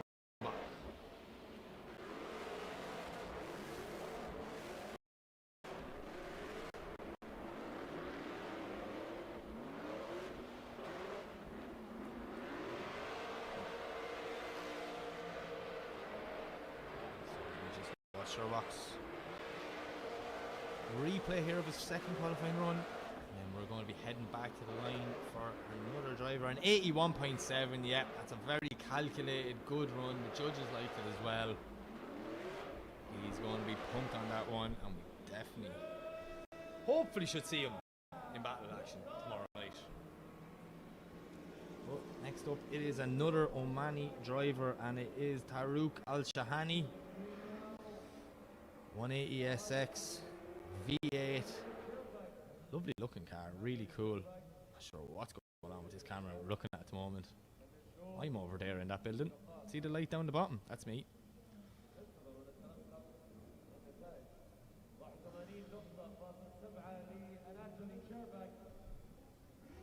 Okay, so we're heading back to the line. We have Tarouk Al-Shahani on the line. his brother Ali not joining him on the grid. Usually we have two Shahani brothers. Well, we've only one for this round. Hopefully we'll see Ali back for round 2. But let's see what Taruk can do. Another well-capable driver, not a stranger to podiums here in OIDC. I'm not sure what's going on. The car's left the line. I heard it, but we were looking at a replay camera. Yeah, nice initiation there. Through that first zone. Doing a good job. Flicking back now. Nice and wide. Look at that. Right out to the outer line, just as the judge's asked. Filling that second outer zone there perfectly. So you see him make their way through the middle again, getting ready to enter the decel zone. A little dab of the handbrake, slows it down there. Filling that zone near perfect. 2 more inner clips, 1 more transition. Taruk Al-Shahani, another good run in the bag.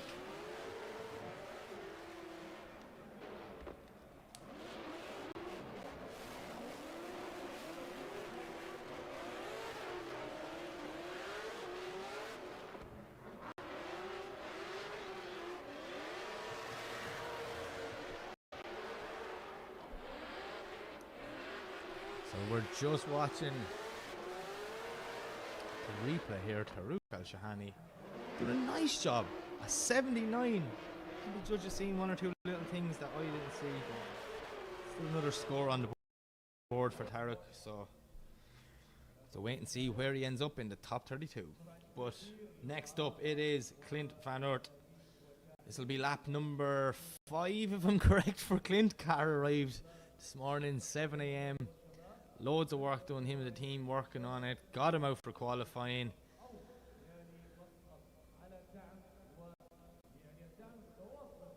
So let's see what the Dutch driver can do here. Looking very focused.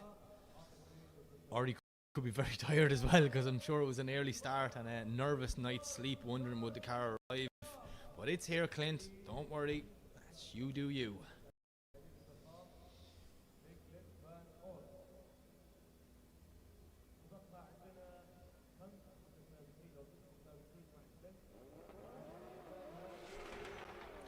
Clint leaves the line. Throwing it in. Nice initiation there from Clint Van Oort. But just getting a small bit wide towards the end of that zone. Maybe dropping 1 wheel or half a wheel. Tucks the nose in nicely now and gets ready for that first transition. Locks the front brakes all the way through the inner clip. That was very cool to watch. As we see Clint now lovely and wide, hugging that outer line. The back of that S14 Sylvia as he makes his way through the centre section one more time. Flicks back. And doing a great job there in that zone. See him on the front brakes, smoking them tyres out of it. Tucks the nose in for both inside clips and over the line. That's a great run there.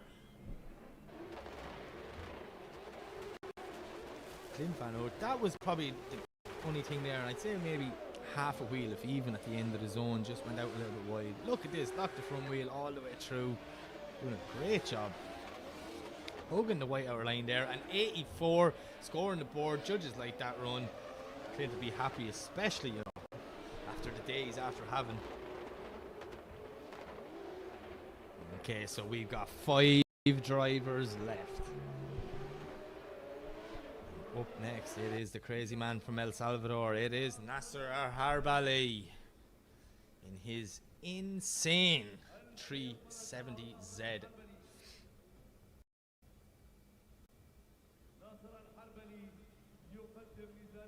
What can Nasser do in his second run here to secure a spot in the battle action? Well capable driver, always does something crazy. It was actually the last thing I said to him today. I was like, do something mad this weekend. And he just smiled and said, always. I'm super excited to see. Just waiting on a bit more smoke to clear it off first. Should get all the people in attendance just a fan so they can blow it all one direction.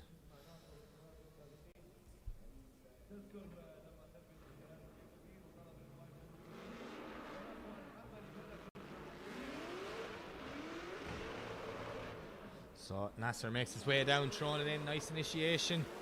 Putting that back wheel right wide on the white line as he makes his way through the inside clip, getting ready to flick back.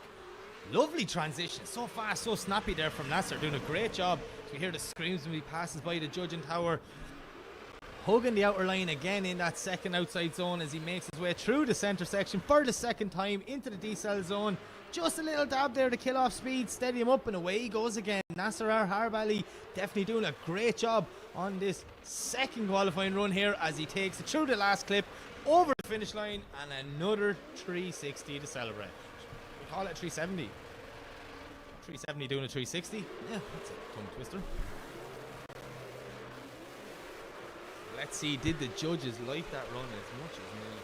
Nasser not doing nothing too wild, but doing everything right, putting the car exactly where he's meant to be, listening and briefing, and there you have it, a 90 puts him high up the order for tomorrow night's battles. Delighted to see that.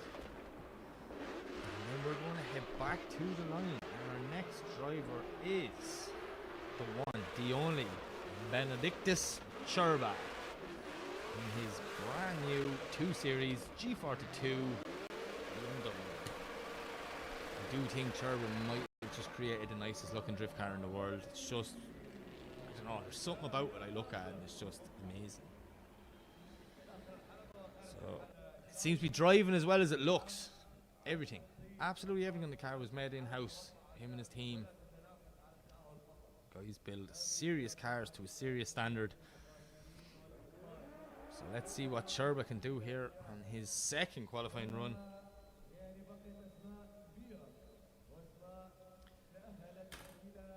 Representing Lithuania. That front bumper I think looks amazing as well. I think the whole thing, I don't know, just looks crazy. The car does. Look, the focus in the eyes. He gives a thumbs up without even turning his head. That is the Cherba that we know and love. Mr. Serious, but you know, he's such a nice guy, really.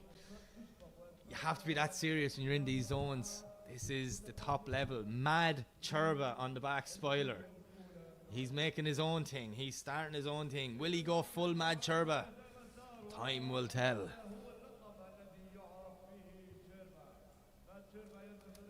Okay, thumbs up from the start line. Marshall clicks it into gear, and away Cherba goes.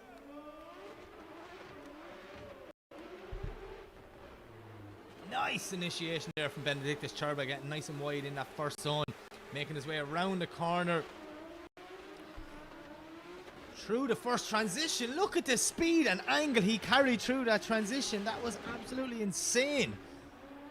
As we see Cherba now perfectly in that second outer zone, back wheel right to the white line, bringing it through transition into the decel zone. Oh, just a little wobble there from Cherba, but he holds it, gets the car back to where it needs to go as he comes through to the center section for the last time. One more transition and over the finish line.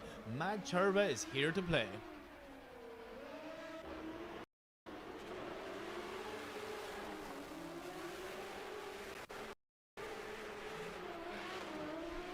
Really enjoying this transition here. Boom, the speed, the angle he carried. That is the Cherba that we expect to see, that we know and love here in OIDC. That was it. That little wobble, probably the only thing I seen now off. But yet again, I'm not a judge, so don't quote me on it. An 89.7, still a good score, still a great run from Benedictus Cherba. He's going to be pumped with that one. And we're heading back to the line. Up next, it is the Irish driver of Tommy Kiley. Is 180SX, 2JZ, 1000 brake horsepower, as he told me that with a cheeky smile. And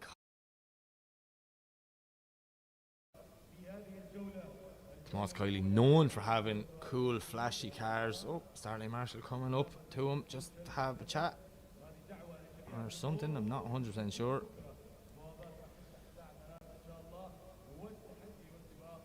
So let's see what Kiley can do here on his second run. Thumbs up from the Marshall, and away Tommy goes for his second run. Nice initiation there from Kiley, doing a good job getting nice and wide out in that first outer zone as he pushes all the way through, lining up lovely on the front brakes, tucks the nose for the inside clip. Wow, that was a snappy, fast transition. He obviously seen what Turbo was doing beforehand, as we see Kylie now, lovely and wide, filling the outer zone. Kylie is going for top spot here. He wants that number 1 place in qualifying tonight here at round 1 OIDC. Doing a good job there. A little dab of the handbrake in the diesel zone. Settles the car, and now it's full throttle straight through the last transition and over the finish line. Tommy Kylie definitely back to play this year in OIDC. He got top step on the podium at the last round in the 2025 season in Sohar. He definitely wants more podiums this season.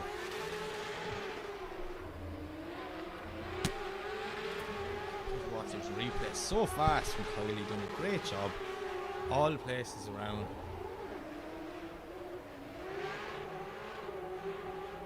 And one more time, how cool is that car? Looking green. A 77. The judges obviously seen some things that I didn't, or then again, I'm an excited drift fan. They're looking at the criteria from the driver's briefing. Two completely different things. Okay, so we've 2 more drivers left. Up next, representing Oman, it is Ahmed Al-Amri.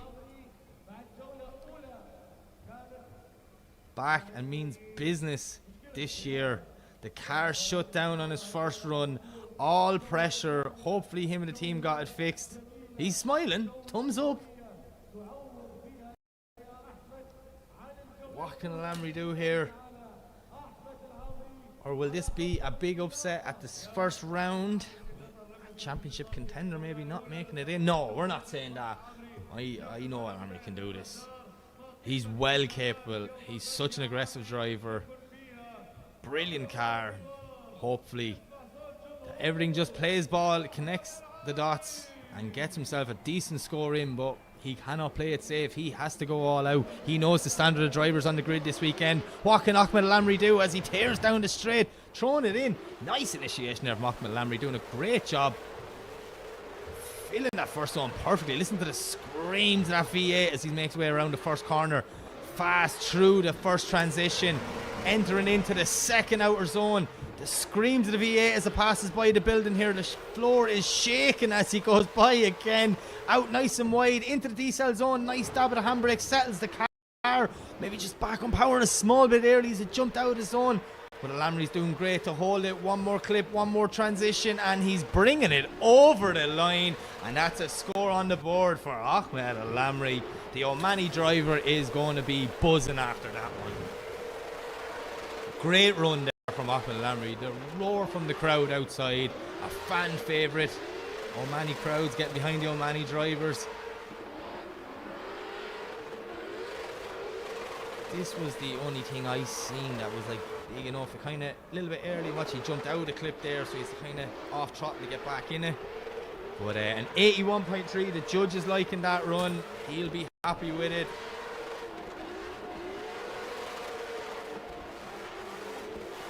So now we have one more driver. 2025 champion, 2-time champion, Ali Maqseed, representing Kuwait, 2JZ GT86. And Ali told us last night he's taking this year seriously. When he said that to me, I was like, why did you not take it serious last year because you won the championship? He said, no, he's here to play, he's full focus, needs everything to work out for him. And you know, with a driver of Ali's experience, once you have that mindset, that's a dangerous combination in my opinion. So let's see what Maqseed can do as he leaves the line. Banging through the gears, he makes his way down the last car in qualifying tonight. Lovely initiation, right on the white line from start to finish. That was near perfect for zone 1 as Ali now makes his way into the first transition. Very fast, full throttle transition, getting lovely and wide, lining up for outer zone 2. Maqseed's on a great run here as we see him heading back through the center section one more time. Gets ready to enter the decel zone. Small dab of the handbrake, big angle to scrub speed, and does a brilliant job in that zone as well. This could be a high scoring run for the last run from Ali McSeed as he makes his way over the line. I really like that run. A 360 to celebrate. Woo! And on form, Ali McSeed's a dangerous thing, that's all I'll say. He'll be coming for a 3-time championship this year. Look at the speed there. Look how wide he got out after that inner clip. It's put lovely and perfect for this outer zone. Probably one of the best transitions I've seen all night through that section there. Ali McSeed definitely came to play this year. A 90.3, all guns blazing. The crowd goes wild for the 2025 champion, and that is it. That's qualifying done for round 1 of OIDC 2026. So really quick, I just want to thank the people who made this possible. Shell, Red Bull Mobile, Muscat Knights, and the Minister of Culture, Sport and Youth. So yeah, from me, Mike Leeson, we're going to leave it here. That's qualifying done. The top 32 will be posted very shortly on the OIDC social media, and all the drivers resharing it. We are back tomorrow evening at 4:10 Omani time. Now make sure, check where you are in the world. Omani time. It's 4:10 for the battles. I will see you then, guys. Thank you very much.